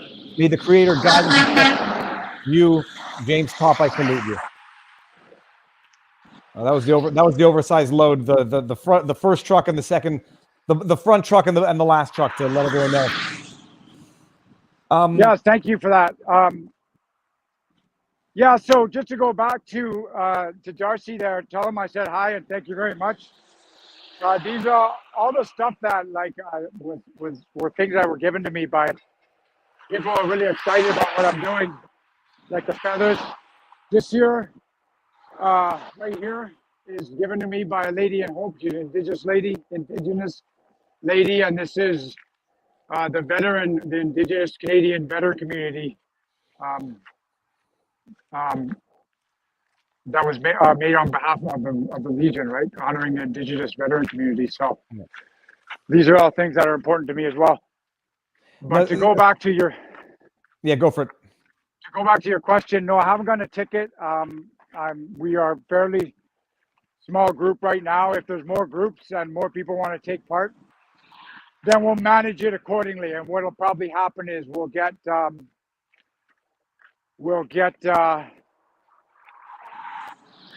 what we call subunits going on. Yeah. Well, and I presume, first of all, where people can track you in real time on the website? That's right. Okay. So I think it's marches. CanadaMarches.ca. CanadaMarches.ca, and it's one word. Okay, and I put it as the pinned comment in the chat. Hold on, I just lost myself here. Second thing, I presume you give a heads up when you get to town so that people who want to walk with you through the town can do it much more easily than on the side of the highway. Yeah. So it's like, for example, watch out for that goat. For example, we're heading into Cranbrook a little bit later this afternoon, and we've already been in contact with some representatives of the various, kind of freedom communities there, and they're going to meet us at the visitor center. And then from there, I can kind of gather everybody, put them in a formation, because this isn't just about us. The more people that we get, it's not just about us kind of gaggling, as we call it in the military. We're not a gang. This is a formed body of people. This is a formation, and we're going forward with a specific purpose. And that purpose is reminding representatives in our government of who they actually work for. Fantastic. And let me see, I had two more questions on that issue. You are, here's the reality. You are raising money, and you might raise a little more than you intended to. Where can people donate? And if you get to a certain amount, what are you going to do with those? What are you going to do with these funds? I mean, the expectation might be that you have to do certain things with it, but what's your intention with any excess funds or with any funds that you raise? Yeah, right. So good question. This is going to be, like I said, with this here, this is a demonstration of a couple of different things. So as we saw with our federal leadership, when the truckers arrived in Ottawa, we saw a demonstration of, I would say, less than stellar leadership. Do you agree? That would be putting it mildly. I'll get my rant in after we're done with our interview here. So there's that. So this is a demonstration of how to lead. So you lead from the front, you lead by example, and then with regards to finances, like I said, I'm conflicted about accepting people's money, but here's what's going to happen. They're funding us now, going to Ottawa, and we are going to have an open account, transparent account in as much as possible. Anybody who wants to know what our finances are, how much we got, what we're spending on, are more than able to have a look at that, because this is what it's about: open, honest communication, transparent finances. Anything that we get above and beyond what we put into this, like for example, the RV that we're using, I went in, put what left, what would I have my savings into that, and I still owe the owner. Like, he's just letting me use it with, but it's still under his name. You know what I'm saying? So I still owe him for the RV, and then anything that we have left over will go to Wounded Warriors.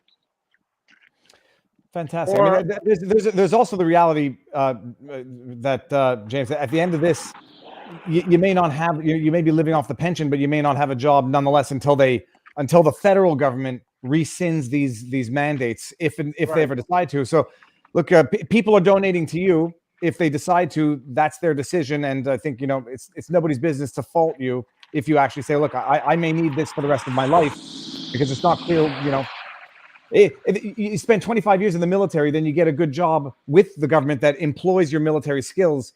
Once the government writes you out of that, you've got a big uphill battle to overcome now at a certain age, at a certain training, with certain life experience. So right. That's my parentheses caveat to what you're doing. Okay. So I should hold on for a sec. Yeah. Another oversized load here. Yeah, sorry. Well, I haven't really put much thought into that aspect of it. It's just, I just want to know, I want folks to know that we're doing what certain people in various positions within authority are not, as far as I'm concerned. Now, here's my question. People who have not done these long distance things might not have any similar experience. And once upon a time, I used to do these Spartan races, but the long ones, like 50 kilometer. It was like 46 kilometer races. You start at 5 a.m, you finish if you're lucky, period. But you finish if you're lucky by 8 at night. And like in the context of one massive day, you actually go through like these mini cycles of emotional ups and downs where you think you know exactly what you're doing. Then you have these pits of despair where you're like, what the hell am I doing?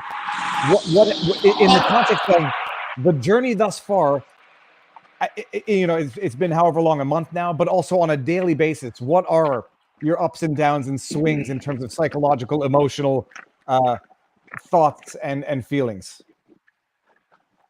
Overwhelmingly positive for the most part. I mean, it's just like you said, you get to these points where you're like, okay, what the hell am I doing here, and how did I get here? and then that the reality is that we're doing what we're doing, and then you get you meet people like it's. I'll just wait till the truck passes. Yeah. Like folks pull over and they're so excited and they're so happy that we're doing what we're doing, and they just it's overwhelming. Let me ask a stupid question that I might already know the answer to. Has the CBC contacted you? Has any legacy Yes. Canadian media outlet contacted you? They have. That was back in the beginning.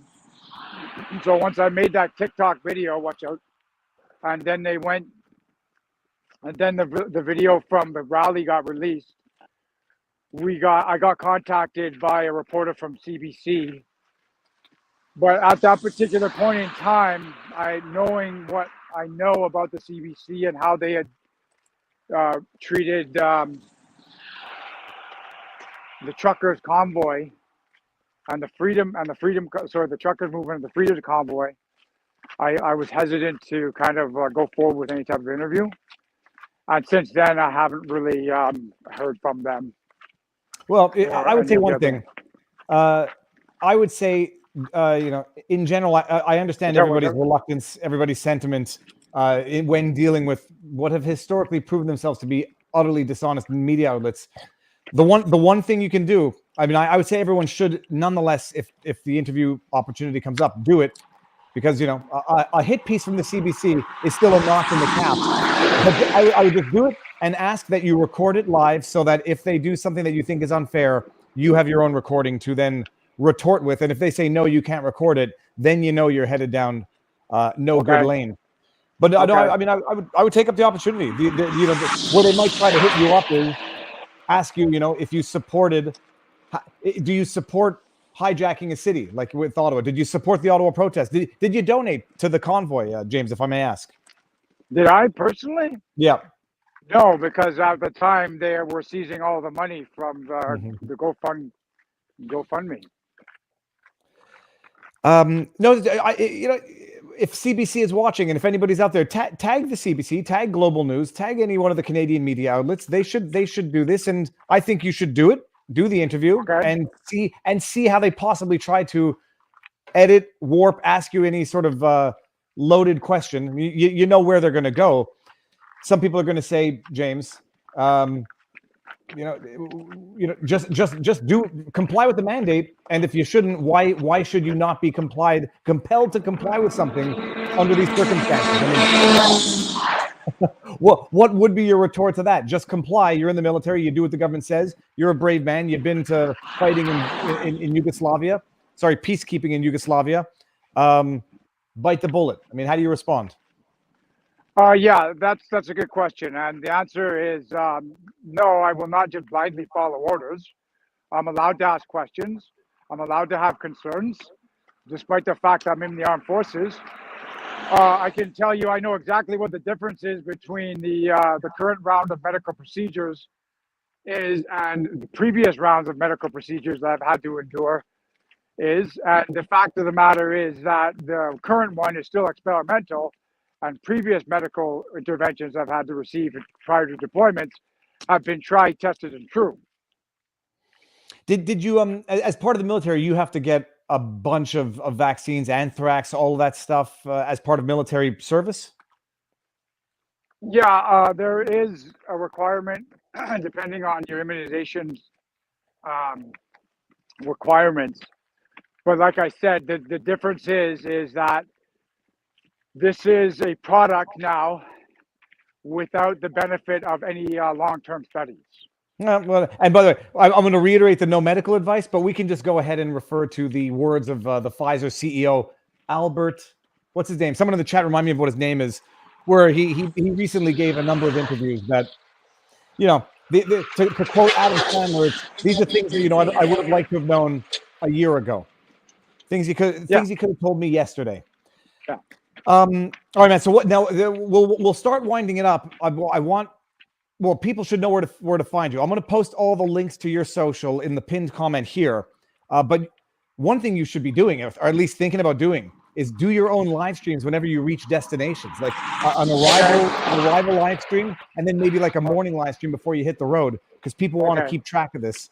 And it would be beautiful to see, you know, what you're experiencing at your daily end destination along the way. Sure. So yeah, we've been to your team. Think about it. It would be great. I mean, I see you're posting good updates, short videos, but live stream, take questions. People would love it. Okay. Sure. Yes. Candace Magnus agrees.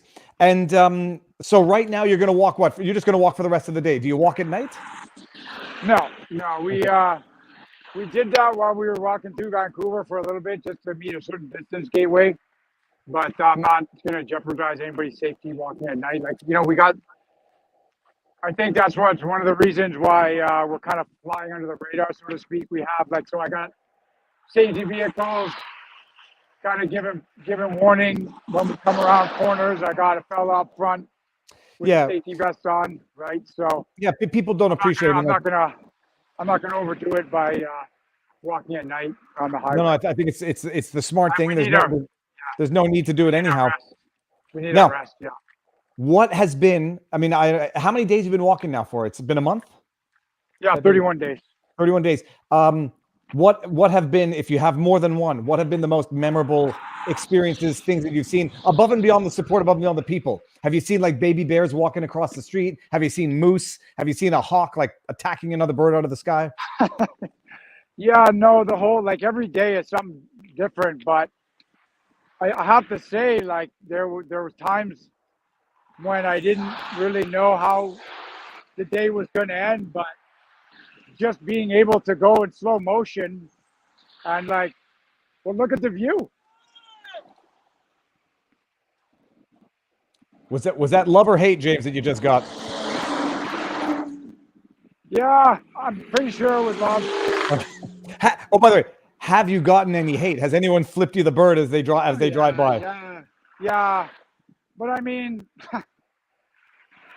I don't know. It bothers me in a way because I can't understand it. Why it would bother anybody what I'm doing. But on the other hand, it's I don't know. You're the one that's got to look at yourself in the mirror, not me. I tend to be forgiving and attribute it to displaced anxiety. People have been under tremendous stress and they just don't know where to unleash. If I want to be forgiving, if I want to be judgmental, right. I think people are just they're jealous of other people exercising their freedoms because they've compromised their own existence and now they're resentful of other people who haven't. Mm-hmm. Yeah, I don't know. I know, but that's good. And the other thing is, people just look at you and they must believe some of the tropes about you that so many believed about Ottawa. And they look at that Canadian flag and they say that Canadian flag, now seeing it, held with pride, actually makes people angry, which is the ultimate irony and probably the only useful thing that Justin Trudeau has done as Prime Minister. Yeah. Right, when do you stop to eat lunch? Yeah, probably another 45 minutes or so. We're not doing too bad for distance. We got 9K on the clock. We've got another 20 to go or so. So we'll probably take a break in another half hour, 45 minutes. Now, let me ask you the totally crass question that somebody asked and I've got asked. Peeing is no problem, but if you have to do your business, porta potties or one of those plug baggies. Yeah, well, I'll tell you what. When I thought about that, there are aspects of this that are kind of been done on instinct and flying by the seat of our pants, but I'm kind of familiar with this type of activity through years in the military, and logistical concerns such as bodily function were definitely something we took into consideration, which is one of the reasons I put 10 grand down on an RV that I can't really afford. But that's where we do the business on the road. Well, and that makes sense. For the world out there who already knows, I have been told I have IBS by a gastroenterologist for whatever IBS is worth. So sometimes these are more of a concerns for some people than others. But when you get into the groove, your body adapts with you. So I imagine, James, your body is whatever your regular habits are. They've slowed down or they become sort of much more predictable and easier to manage. Look how beautiful it is. Could the cameraman do another 360, a very slow one, just because I see He wants you to do another 360. just the snow tops in the back there. Yep. I tell you, I mean, not that Canada's more beautiful than other countries. Most countries are objectively beautiful. I think there are very few that are objectively not beautiful, but we have one of the most beautiful countries on earth, and it would be exponentially more beautiful, but for the politicians. If I have IBS and I have a leaky gut, fix it and you'll be fine. All right. In the chat, super chat or not, if I did not get to a question that anybody has in the chat, let's do it, and then we're going to leave James in peace, and James, we'll check in on each other periodically, and then I'm going to go talk about Jagmeet Singh forming the. I won't get into the rant yet. I want to leave on a good note with James. Let's see if there's any questions in the chat that I have not gotten to. Beautiful. Thank you for the inspiration, hope, and integrity. And thank you, Viva, for doing this. Or thank you, James, for the inspiration. Walking is good for IBS. Get yourselves on the ground, Viva. Well, I exercise daily and obsessively, but stop eating gluten. Okay, well, we'll deal with my IBS later, guys. I do everything that is bad if you have IBS. I binge eat. I drink coffee. I enjoy a snifter of port at Christmas. I know everything I do is wrong and I don't pay attention to the foods. Okay, let's leave that alone. And let me just see while we're here if I missed anything on the Rumble rants. James, this morning I dumped my car off to have the winter tires changed, and I walked back. It was 5.5 kilometers, and I'm going to walk there. I'm going to walk back as a tribute, but then I'll get on the treadmill and do my standard, 8K. Telling me there's 2,000 in the chat. Well, there's 2,500 on YouTube watching you. There's over 1,000 on Rumble. So James, we got 3,600 people watching live as you walk across the country. Let me ask you a stupid question. You're doing this hell or high water. There's nothing, except for the unforeseeable. There was a cop. You're doing it. Yeah. The only thing stopping me is death or serious illness or natural disaster. Does James need any more bacon? Well, I'm sure if what's the next town you're going to hit? Cranbrook, British Columbia. Cranbrook, British Columbia. So if anybody will, I don't know how many cookies you can eat, but the good thing about doing what you're doing is you can eat like a beast and you won't put any on the hips. Popo cheering. Respect. Yeah. I just want to put something out there. So we're marching, and it's not walking. Like, it just looks like we're walking now. We're taking it easy, but typically we're going at 5K an hour right now. We're usually doing around 5.5 to 6, and most of the time we're not able to speak because we're marching, right? So we walk to the store. We're marching to Ottawa. It's fantastic. And I was going to say, and it's mountainous, so it's nice to talk and walk when you're walking downhill, but walking uphill with a 35-pound pack. All right, James. Everyone, I'm not going to go anywhere. I'm going to take James out. He's going to get back to it, and I'm going to just go over some Twitter. Jagmeet Singh, Justin Trudeau coalition government. James, leave us with a message. I mean, what's something you want to say that we haven't said yet? Absolutely. I'm doing this too, so that all Canadians everywhere, I just have this to ask of you. Please stop telling yourself what you can't do and start asking yourself what you can do. I like it. James, we're going to stay in touch. Everyone stick around. I'm going to go over some ranty McStuff after this. James, enjoy it. And I say be safe as in just, pay attention to the road because, I used to road bike, but road biking on the highway always made me too nervous to even do for fun. So just, stay vigilant of cars and people falling asleep behind the wheel. Keep an eye out for bears. They're not out of the bad sense, but for awesome stuff. Take pictures of amazing things you see, post them to social, keep everyone up to date of where you are, but also the beauty that is our country. Will do. And James, thank you for your service. I mean, I've never done it. I don't think I could have survived it, but maybe I'm being too weak on myself. Maybe I could have, but thank you and all the veterans for your service. It's something that a lot of people say reflexively, don't necessarily appreciate until they've had these types of discussions. and then others just don't appreciate it because they take their very existence for granted. James, thank you. I'm gonna bring you out, and we'll be in touch. Sounds good. It was good talking to you. I hope we get to talk again. Absolutely. Have a good day. Bye.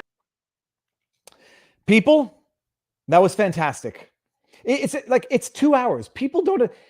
2 hours just flies by, and now you know who James is. There was stuff I could have, if I wanted to go a little Oprah on James. I know I had some follow-up questions, but I don't want. There's two things.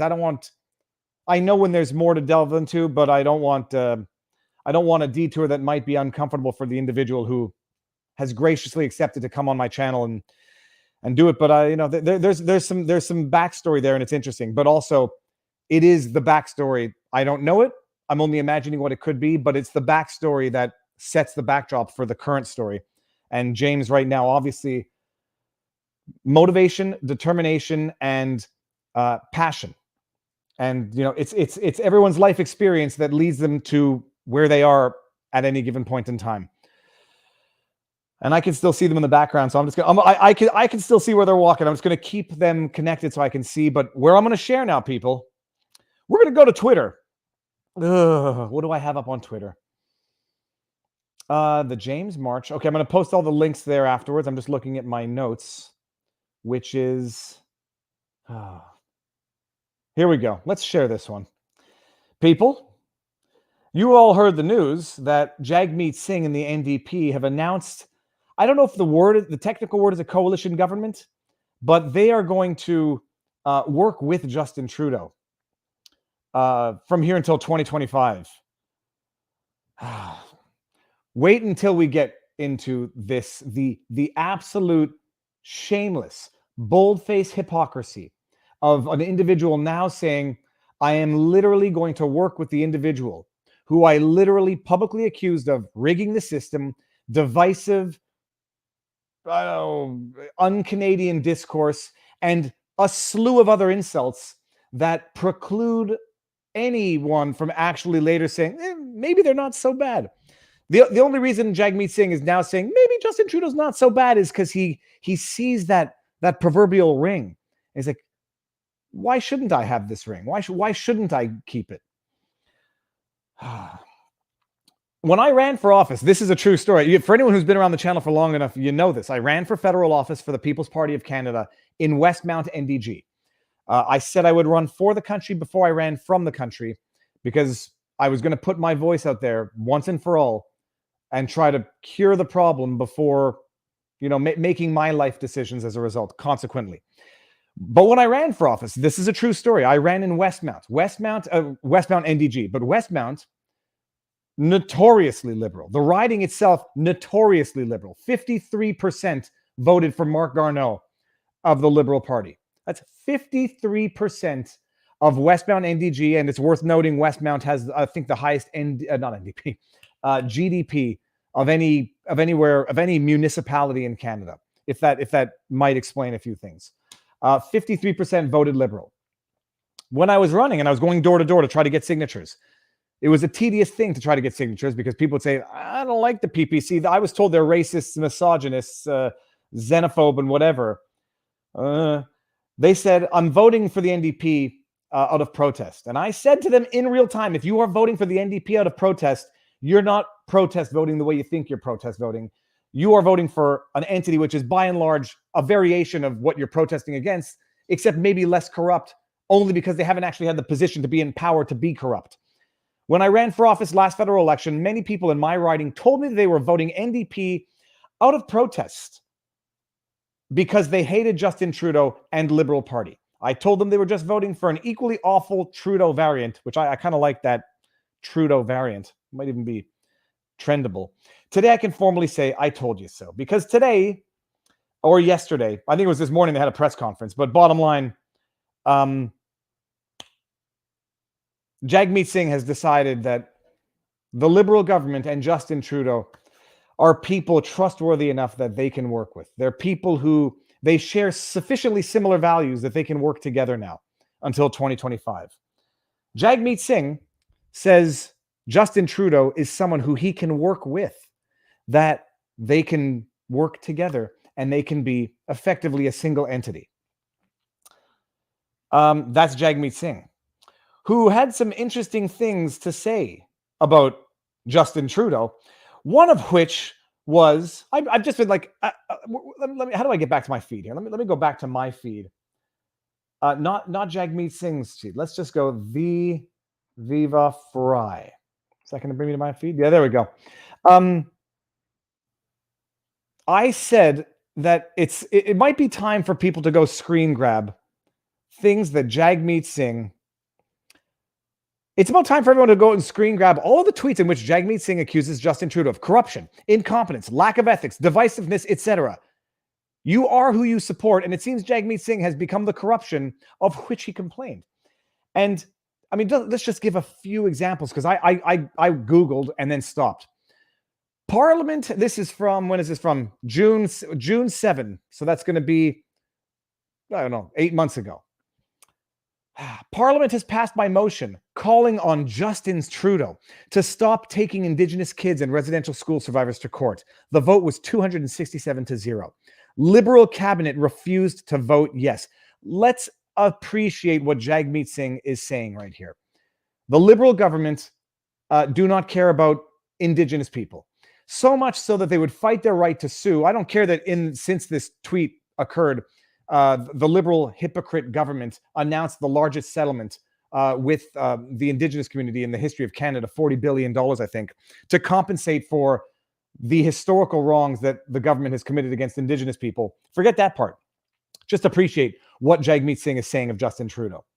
Justin Trudeau didn't even bother to show up. He lacks ethics. He lacks principles. He's a coward and he's immoral. And I'm just paraphrasing. Let's go to another one. Now, what did I do here? Hold on. Let's just go to another one. Let's just get a few of the gems. A few of the gems. There were so many. It's just unbelievable. This is also from Jagmeet Singh. Justin Trudeau is cutting help. When is this one from? Just so we don't. Yeah, this is from October. Justin Trudeau is cutting help for people in the middle of the fourth wave. While money continues to flow to megacorps, families and workers struggle to make ends meet. So Justin Trudeau is hurting the middle class. I'd say Jagmeet Singh is as well. You know, he's a bad man. That's not the worst one. This one is from 2019. I'm sure Justin Trudeau has changed. It's even more clear now that Justin Trudeau is more interested in helping his wealthy and well-connected friends at the expense of Canadians. Plus ça change, plus ça reste le même. My God, I just screwed that up. Plus ça change, plus ça reste le même. The more things change, the more they stay the same. It's even more clear now that Justin Trudeau is more interested in helping his wealthy and well-connected friends at the expense of Canadians. People expect government to actually work for us instead of serving the interests of the rich and powerful. Well, guess what member of a club you are now officially part of, Jagmeet? This one's the best one. This is from 2020. Justin Trudeau's comments are dangerous and irresponsible. Justin Trudeau, the Prime Minister of Canada, according to Jagmeet Singh, his comments are dangerous and irresponsible. First, he said it was up to the provinces. Now he says the onus is on Indigenous peoples and the police. Echoing Andrew. He is dangerous and irresponsible. And now, here's another good one. This one's from more recent, 2021, February. Justin Trudeau just voted no to pharmacare. Liberals just chose big pharma over Canadians again, because it's happened before. They broke a promise for the 24th consecutive year. My goodness, you know what you should really do, Jagmeet Singh? You should go ahead and work with this government. You should team up with them, because right now I'm going to believe that you're going to change this as opposed to actually join this hashtag sarcasm. Millions can't afford their medications and we can help them, but the Liberals blocked it. I'm appalled. I'm so appalled. I'm going to go work with them. I'm going to go promise that they stay in power until 2025. And recall, by the way, that this is the same Jagmeet Singh who, in the context of the debate on Justin Trudeau's unconstitutional invocation of the Emergencies Act, Jagmeet Singh, in his speech in which he ultimately voted for the Emergencies Act invocation, said, The government has been incompetent, has mismanaged this entire pandemic, has mismanaged this entire protest. So let's go ahead and give them these unbridled emergencies powers. Let's go ahead and do that. Because that's always what you do to an incompetent, corrupt, immoral, dangerous government. You give them Emergencies Act powers. You know what it is? It's not that Jagmeet Singh has any faith in Trudeau. It's that he is probably, if I'm throwing out my own humble opinion, hashtag no defamation, he is no better, maybe worse, but we just don't know yet, equally corrupt, equally immoral, equally divisive. Jagmeet Singh telling Justin Trudeau that he says divisive and irresponsible things. The Jagmeet Singh getting out there and saying, if you oppose mask mandates, you're selfish, a right-wing extremist, and then getting caught not wearing a face mask a week later. Hypocrites, corrupt, lying hypocrites. And all that Jagmeet Singh sees right now, his only way to stay in power, and Justin Trudeau's only way to stay in power, is to avoid another election. And the only way to stay in power right now is for these two equally immoral, corrupt politicians to join forces, because they know darn well they are loathed by the people. And the only way to hold on to their power and to try to consolidate their power is to work together, because that is actually, if this were a movie, that is actually what the evil forces do. Consolidate their evil forces so they can continue to hold on to these unprecedented powers, continue to cling to that ring to the detriment of all of Canada. Oh yeah, let's not to mention that small connection. Jagmeet Singh. You know what? Let's just so that nobody thinks that we're actually not telling the truth here. Hold on, people. It's actually shocking. It's just shocking. Let me just go to Google. Yes, people. Now nobody in the chat can say, go use DuckDuckGo. Yep. It's all equally corrupt. You just have to know what to do and where to go for the respective corruption. Let's share this. Let me make sure that we can see this. Just wait, people. Just wait. If you don't already know this, but I suspect, for the most part, everybody watching this channel already knows this. Watch this. Jagmeet Singh, World Economic Forum. Look at that. weforum.org. Let's just go. Jagmeet Singh was born in Scarborough.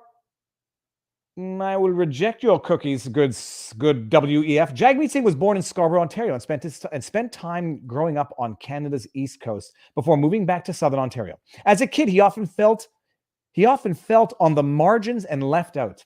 That made him more determined to be himself. Who wrote this? Grade sixer?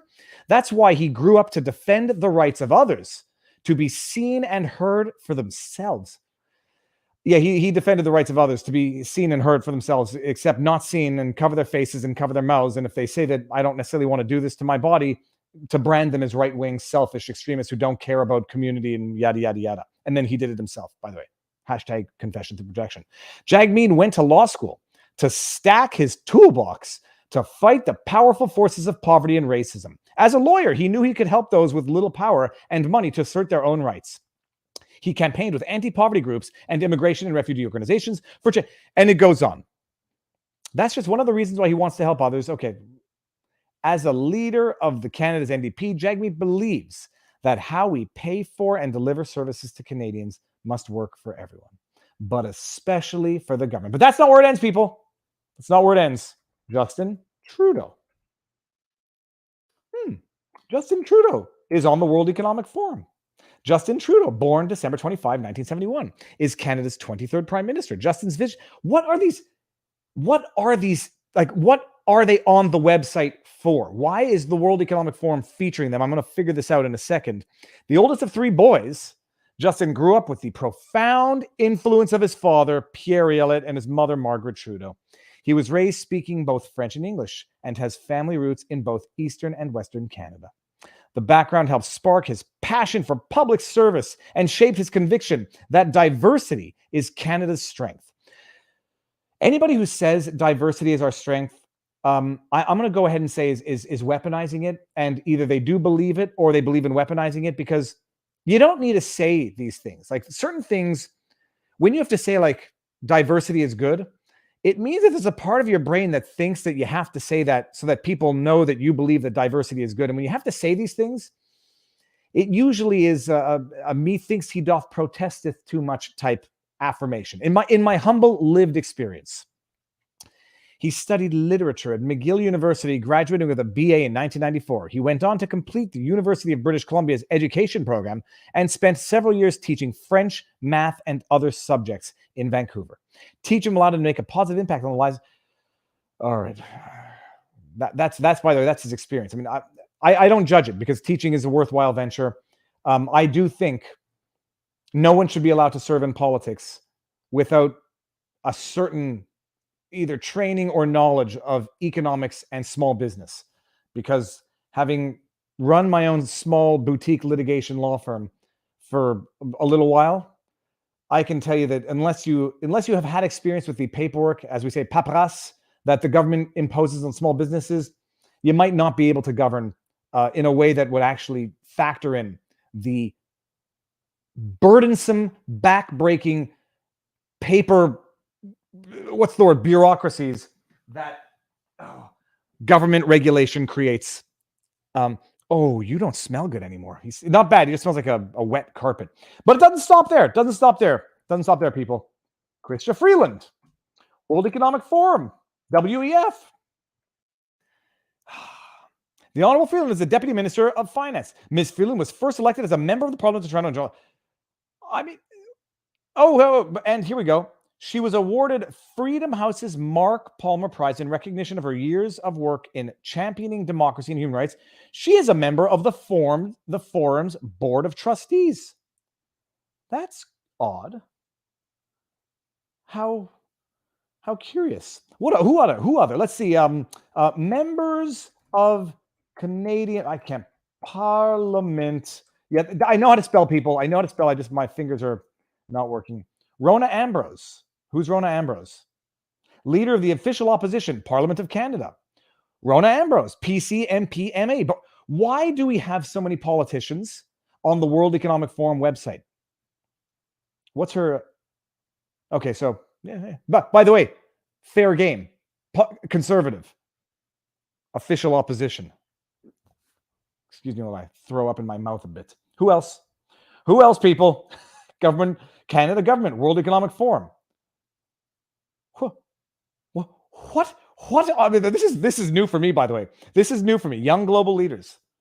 This is the first time I've actually surfed this website. Okay, I don't know who these people are. Okay, interesting. I don't like clubs. But let's continue the exploration, shall we? Justin Trudeau, who's Navit Bains? Member of Parliament, Parliament of Canada. And just a bio on the World Economic Forum? What is going on here? Okay, I think we got the picture, people. Let me just get back to the stream. Let me just go revisit the chat. It's been a while since I've seen this. Viva, please watch War Campaign's clip about the WF talk about projecting influence. Well, I've seen the now infamous viral clip of Klaus Schwab talking about having infiltrated Parliament. We have many of the members of the Canadian Parliament who are young leaders of the World Economic Forum. And I'm not making fun to make fun. I actually kind of, I can do a good German accent, and it's also fun to do a good German accent. Yeah, this is, so who knew this? Anyway, go and explore on your own. But Jagmeet Singh, congratulations. You have now officially been in government long enough to have become the enemy, and you have joined the enemy because you have identified the enemy. And you have now publicly stated that you are joining alliances with the enemy, which doesn't make the enemy good. It now makes you the enemy, the political enemy. Because there's no other way. There is no other way to wrap your head around that. You don't change evil. You only become a part of it. You don't change intolerant, dangerous, offensive politicians by joining them. You just become one yourself. So welcome to the club. It's not a club that I want to be part of.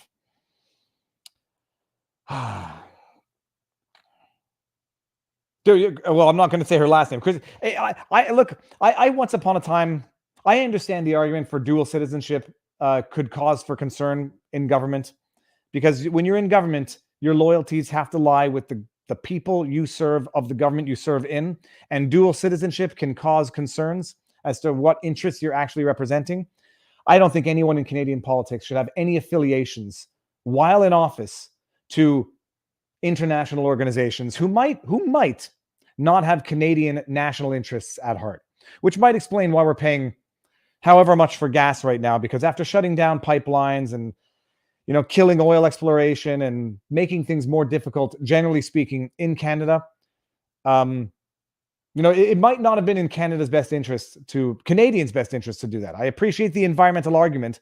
I think by and large people are wrong on that argument. That was a dog hair. But that's it. Well, but in a way, Tina Kreider Honeycutt, it's a funny name, TCH. Okay, I don't know. They're all actors. Well, in a way, we are all actors. I'm a very bad actor, which is why I'm a very bad liar as well. Viva, do you think the government will try to take your channel down? Nope. I mean, let them see why. If they want to pass that bill C10, that's the indirect way of doing it, and not taking it down, but rather, regulating. I think they're looking at more of other targets with that legislation, which they're cloaking under the guise of, we just want broadcasters to pay their fair share, to quote Guilbeault. But no, look, you never know what the future holds. But the backlash to certain recent tyrannical moves, I think, might have put the government in check to some extent. Maybe not. Maybe I'm wrong. So here, let's see this. Viva Frei, but WF is projecting they don't actually have these people. Well, it's an interesting thing. I'm like, why does the WF just? It's like sort of maybe the WF is just co-opting these people. Maybe they're just thinking like, hey, we're going to post their pictures on our website and give them a bio to, project an affiliation that actually doesn't exist. But I'll tell you one thing: if the World Economic Forum puts a picture of me up there with my bio, I'm not a litigious person. I'm just telling them to take it down because I have nothing to do with them. I want to have nothing to do with them. And I don't want them leeching off whatever goodwill I think I might have earned in life. And I don't want them tarnishing my brand, for lack of a better word, with what I believe true of the WEF. So let's see what we got here.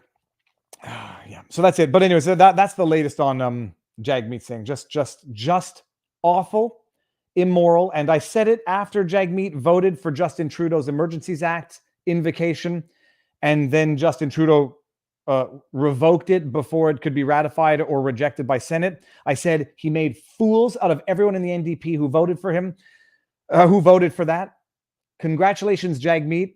I am fairly certain you made fools out of everyone who voted for you thinking it was a protest vote to the corrupt, unethical Justin Trudeau Liberal government. You made fools out of your own voters. And to everyone whose door I knocked on and you said you were voting for Jagmeet Singh out of protest because you couldn't vote for Justin Trudeau, I told you so. No honor among thieves, and you can't trust a liar. Period.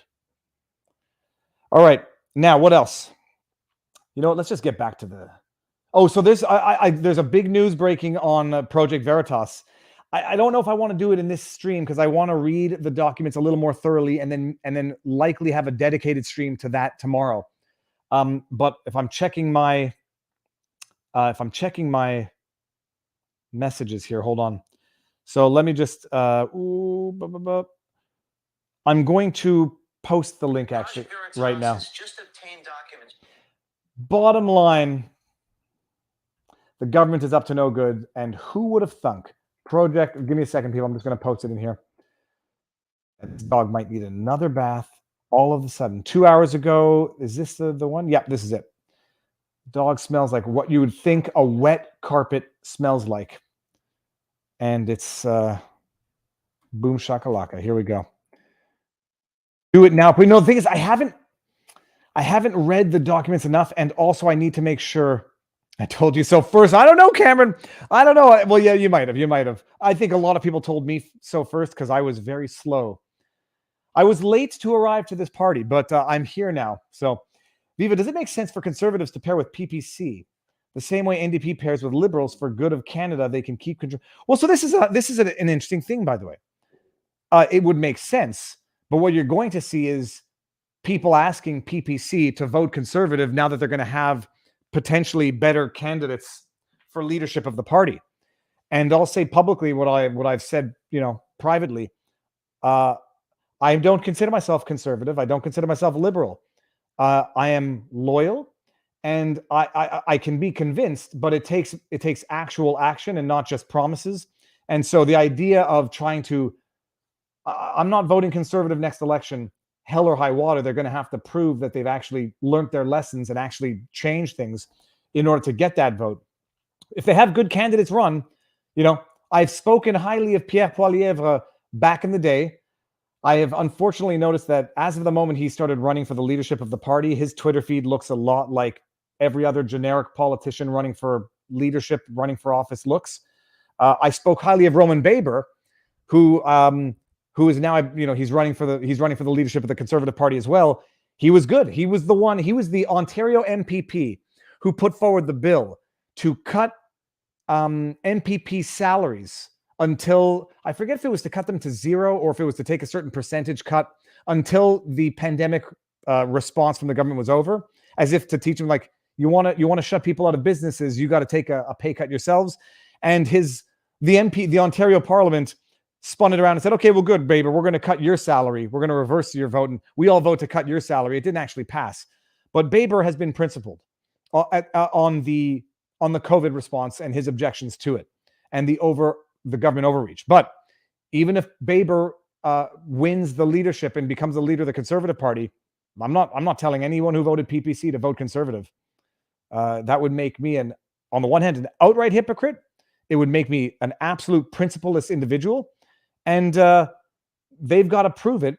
And then if they prove it, they don't need people to vouch for them. They don't need people to tell other people how to vote. They'll earn the vote on their own merits.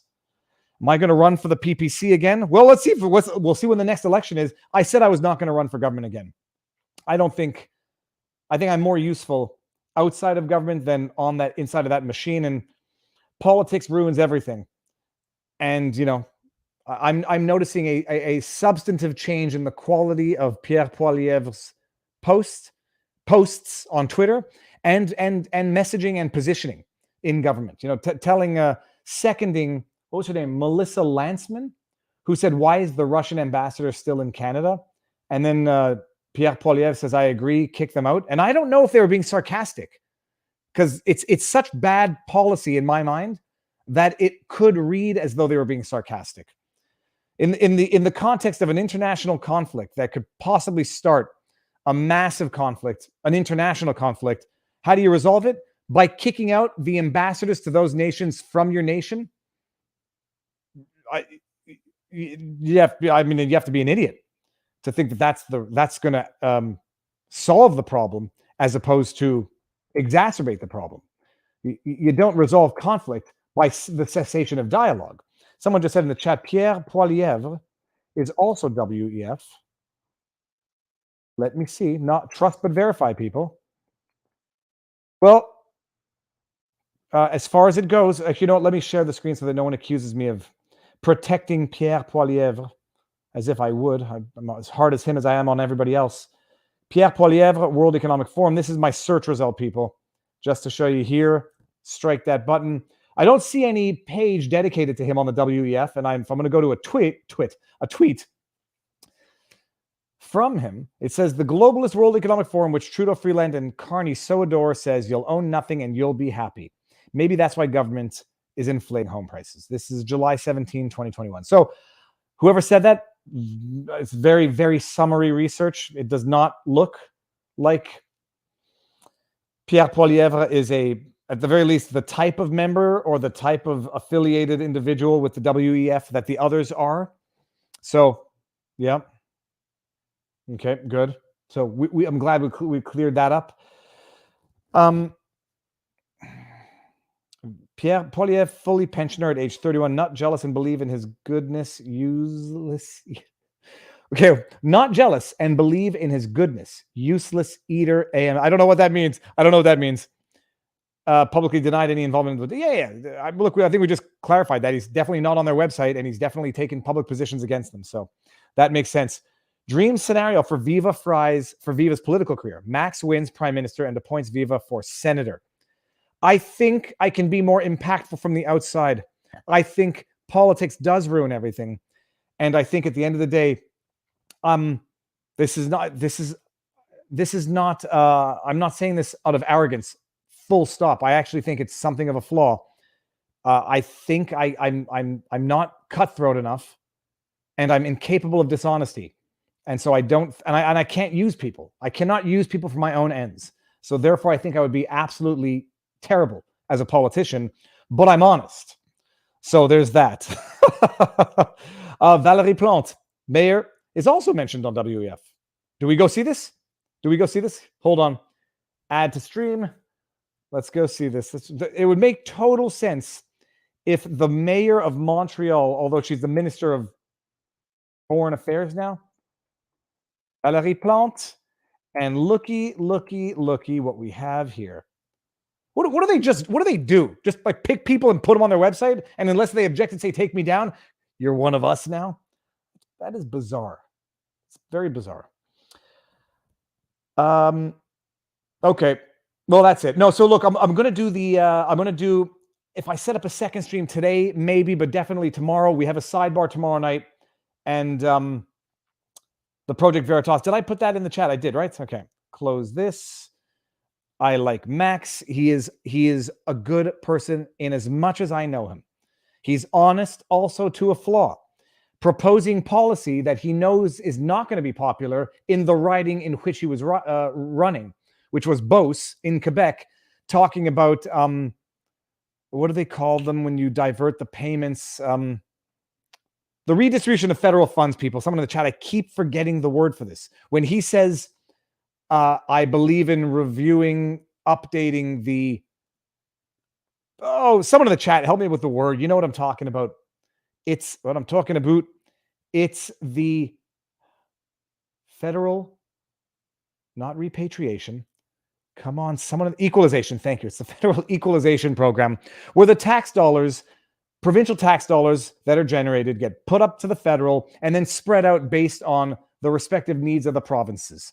And there are some people who believe that some provinces should not be poor provinces, that they have natural resources, that they have tourist resources, and that but for the federal subsidizing in the equalization payments, if they didn't get that from the federal government, they might actually have to go out there and work their resources, so to speak. And so Maxime Bernier thinks it's time, maybe Quebec shouldn't be getting such subsidies from the equalization payments. Maybe they should be not subsidizing electricity and making people actually pay for it or market value for it, or at least not nationalizing it so that the system's complicated. But maybe Quebec doesn't actually deserve all of the equalization payments that come from the Western provinces exploiting their natural resources and then thus subsidizing the Eastern provinces. And in so subsidizing those Eastern provinces, lulling them into a sort of dependence. And, it's the whole argument of employment insurance or actually unemployment insurance is, at what point does it create or incentivize an individual or a province to not go out there and bust their butts to make a living, to succeed? At what point does it lull them into submission, lull them into laziness, in a sense, where they say, geez, I'm getting all of this from the government. Why would I go out and work twice as hard for only 20% more? All right. That's it. You know what? We're gonna end it. This has been a long stream. We're going to do Project Veritas. If I have the energy and I can do it tonight, if not, we'll do another daytime stream tomorrow. What else is on the books? Oh, I'm sorry. James O'Keefe is coming on Thursday. Oh, I'm an idiot. Maybe we just wait until Thursday. Let me just see here. I believe it's been confirmed that we're going to go live. Let me just check my emails. It said correct on the time, and I said that would be Eastern time, and they said correct, and that was 11.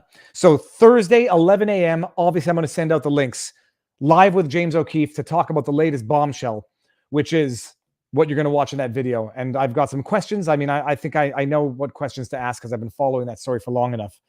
But, apparently when the FBI comes in and says, what did they say? They basically wanted emails, all emails from James O'Keefe and Project Veritas reporters, but not just as relates to the diary, for 8 months before the diary, which now, knowing the way things work, I am thoroughly convinced that whomever gave that diary to James O'Keefe and Project Veritas, the Biden daughter diary, it was a setup from the beginning. What video? Did I not put it here? Let me see if this is it. Geez, I hope that's the right video. Let me make sure. Boom shakalaka. And it is. Okay. Yeah. There it is. It's in the chat, people. Let me just do it one more time. Michelle Rempel, WEF. Let's just go and see and make sure. Michelle Rempel sounds familiar. Is she the one who couldn't believe that the government would have put her at risk? Michelle Rempel Garner. I went to Davos. The World Economic Forum is not running Canada. Well, you better believe that. The WEF portrays itself as a highly influential elite organization. In reality, it's an overpriced sales conference by Michelle Rempel Garner. Did she pay for it? Who is Michelle Rempel? Economic Club. Okay, so we're not seeing anything there, but I just want to see who she is. Oh, no, that's not who I was thinking of. Who was the one that had the back and forth with Mendocino? And it was the liberal politician, and she's like, you mean we walked by the convoy every day and it was dangerous and you didn't tell us? I can't believe you would have put us at risk like that. Anybody knows offhand who that is? Yeah, so that's it. So Thursday, we've got James O'Keefe during the day. Wednesday night, we have a sidebar. Just don't know who it is just yet. Oh, Rempel was the sellout. Oh, she's the one who apologized for her privilege on Twitter. Oh, let's just end it there so that nobody thinks I'm making this up. Now I remember. I have a good memory when I can remember things. Twitter privilege. I know that's not how you spell it because there's no K in privilege. And we go all. And I believe this will be the tweet. Yeah, this is Michelle Rempel Garner. Yes, I humble myself and ask forgiveness and seek to make things right. I have privilege. I am cis straight white, but I am also a woman who works in a system dominated by white maleness. Look at this. I'm privileged, but I'm also a victim. Such interesting gymnastics going on there. But no excuses. I will do what I can. That is all I can do, but it is much. I recall replying to this at one point. I thought, oh, did it say it was deleted? No, that was not that. I recall having replied at the time, but maybe I didn't. Oh my God. With taxpayer funds by okay. All right, whatever. Yeah, that's Michelle Rempel. I remember that. I remember now. I remember everything when I have the okay. Whack. That's the spelling for the slang term in that context. Whack. Wow. Anyhow, okay, that's it. So, big week coming up. I'm glad James Topp came on. I'm going to pin all the links there in social. I'll pin the link to James O'Keefe's new video. And I think there are a couple of other links that I have access to now. I'm going to do my reading. And we will be live tomorrow, people. One way or the other, we're going to go live at noon again. It seems to be a good time. Don't interfere with Scott Adams in the morning. Don't interfere with Tim Pool at night. I interfere with Nate and Rakeda and Joe, but the lawyers have been going live all day on some of these lawsuits. But at some point, we're going to have to overlap. So I'll pick the person that we overlap with on any given day. Wait, Viva, hold on. What is it, Cruel Crusader? You caught my attention with that. Do I need a permit to live stream in the U.S.? I don't want to give any advice. I don't even know but won't that hurt the conservative voter base regardless, even if PPC is gathering momentum, as they still are not recognized by blue collar workers? I don't care. I don't care. Things don't change by doing the same thing. You're never, Heraclitus said you never step into the same river twice. Yes, I appreciate everything is always changing. But at some point in time, things don't change unless you make them change. And they're not going to change by continuing to reward the bad behavior in the first place. Voting conservative at this point in time is rewarding the bad behavior by forgetting about the bad behavior and relying on promises which are worth nothing more than toilet paper. Used toilet paper. So I don't care what the impact is of voting the way I believe. it will never change unless enough people start voting the way they believe they should and not voting the way they think they have to for strategic reasons. Because look how that helped. They voted protest. People voted for the NDP, and now the NDP is joining evil forces with the corrupt party that people couldn't vote for in the first place. And now people think, oh, well, because O'Toole's a tool and is no longer in the party, I'm going to go vote for the Conservative Party. That was so useless and so feckless. They put us in this problem in the first place, did nothing vocally or meaningfully to protect our constitutional rights, voted for the same policies as the Liberals, but on a light version. And now, because they say they're going to have a new leader who's going to be better, go vote for them. You vote for them when they are better, not when they promise to be better. And I'm not telling people who to vote for anyhow. I'm just saying, like, that logic is illogical. It's not logic. All right. Well, with that well said, I'm gonna wind it up now. And thank you all for being here. Thank you all. And by the way, cut and share and snippet that James Topp interview. There were a couple of moments there that I know that I wanted to remember. Snippet it, share it around. I think James Topp is going to quickly run into the problem of the problem of the fruits of his success. Is he's going to get a lot of following, he's going to get a lot of support, and then there are going to be some people who are going to have certain expectations of what he should and should not be doing with that popularity, with the support that he's gotten. But he's a man on a mission, and it's his mission. And what he decides to do with this is up to him. So long as he doesn't sell it improperly to people who are contributing, to people who are supporting, I appreciate the movement. It's something my dream is to do a cross-country road trip, and I might be trying to make that dream happen in a vehicle, in an SUV, in an RV, or in a tent, not on foot. So his dream is one that I would love. It's got to be beautiful, but it's not feasible for me at this time to carry 2 special needs dogs across the country. Wouldn't work. It wouldn't work. Okay, let me see if I missed any comments. Well, I can join up with them at some point. It might be fun, but yeah, too many family obligations that make it impossible. Thanks, Viva. I still don't want you to stop talking. At some point, I mean, I'll continue talking, but I got to walk back to the car dealership to pick up the car, and it's 5.5 kilometers away. I'm going to stop and get a cup of coffee on the way, or a Red Bull. And I know a Red Bull is not good for IBS, but we all have our vices. Well said, Viva. And this is what I did the last time. We voted for Mad Max, and enough people voted for Mad Max and the PPC that they got half of their federal campaign funds reimbursed. That's $600,000 in the coffers for the next election. I believe they met the threshold, such that, unless they change the rules again, such that Max will now have a place at the leaders' debate the next federal election. And that's what happens. It's like the idea of having a Trump-like victory, whether you love him or hate him, the idea of having a Trump-like victory all the time in election. Look, you can always hope. Hope springs eternal. But the reality is a little bit slower than that. But the PPC has made the headway that they needed to. And when Maxime gets up there on the federal leaders debate and people can actually see him and hear him and look at him and say, maybe he's not that xenophobic racist that everyone in the state-funded media says he is. Maybe they'll actually think of voting for him. The increased exposure is only going to be good. It's not like anybody's going to see Max and say, my goodness, I'm not voting for him anymore. Only new people are going to see Max and see the party with the increased exposure, and it's just going to have exponential growth, but it starts slowly. Okay, that's it. Let me just make sure. I'm just looking to see if I missed anything in the chat. Viva, thanks for occupying some of my time today, Viva. Sushi Ninja, my pleasure. Thank you for being here. If we can't fix Ottawa, we should separate. Yeah, and the hair, by the way.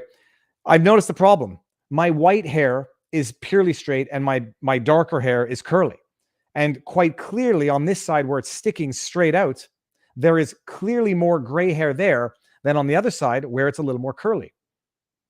And so it looks absolutely bonkers. But I was walking back from the car dealership, and I heard someone say, Viva, I recognize you by the hair. So I think the branding, the accidental branding is here to stay. Sorry, Mom. Sorry, Dad. Marion, when it gets longer, I'll do a man bun. I'm almost there. I'm almost there. Don't worry about encroaching on live time. It is a big... No, that's it. I just don't want people thinking I'm doing it on purpose. And I think everyone in the YouTube live streaming verse is not thick-skinned, but we all appreciate each other and have, we don't impute ill will to the other. So we know that there's only 24 hours in a day, and there's a lot of people live streaming now. And there's a lot of subject matter to live stream on. Need a Viva flag. I don't know. We'll see about that. We'll see. Thank you very, very much, Rain. I said Rain with an E because I don't know. That's the way. Okay. And Black Pill Red. I think you must be my long lost kinfolk. We are all human at the end of the day. Let's see here. We got to, okay, you look marvelous. Thank you very much. Viva can always work on ancient aliens. The government, I'm not saying the government's corrupt, but the government's corrupt. All governments. Okay, that's it. Canadian flag with the Viva Frei. No, I do not like co-opting national symbols or things that actually have meaning, as if to say, I think I'm anywhere near important enough that I should have any place on the Canadian flag. The Canadian flag is the Canadian flag. I'll create my own logo images without co-opting things that are obviously bigger than me and that I don't think I have any business co-opting. Let's hear it. There is no man in man bun. How about the human bun? Okay, people, that is it. I'm going to duck out. What time is it? 2:40. Ooh, I'm cutting it close because I've got pickup duty to do as well. Duty. Okay, people, thank you very much for tuning in. Stay tuned for more. I will see you on the interwebs, on the Twitterverse. Thank you for the support. Thank you for everything. Tune in on Rumble, vivabarneslaw.locals.com, and we will see you tomorrow. Peace.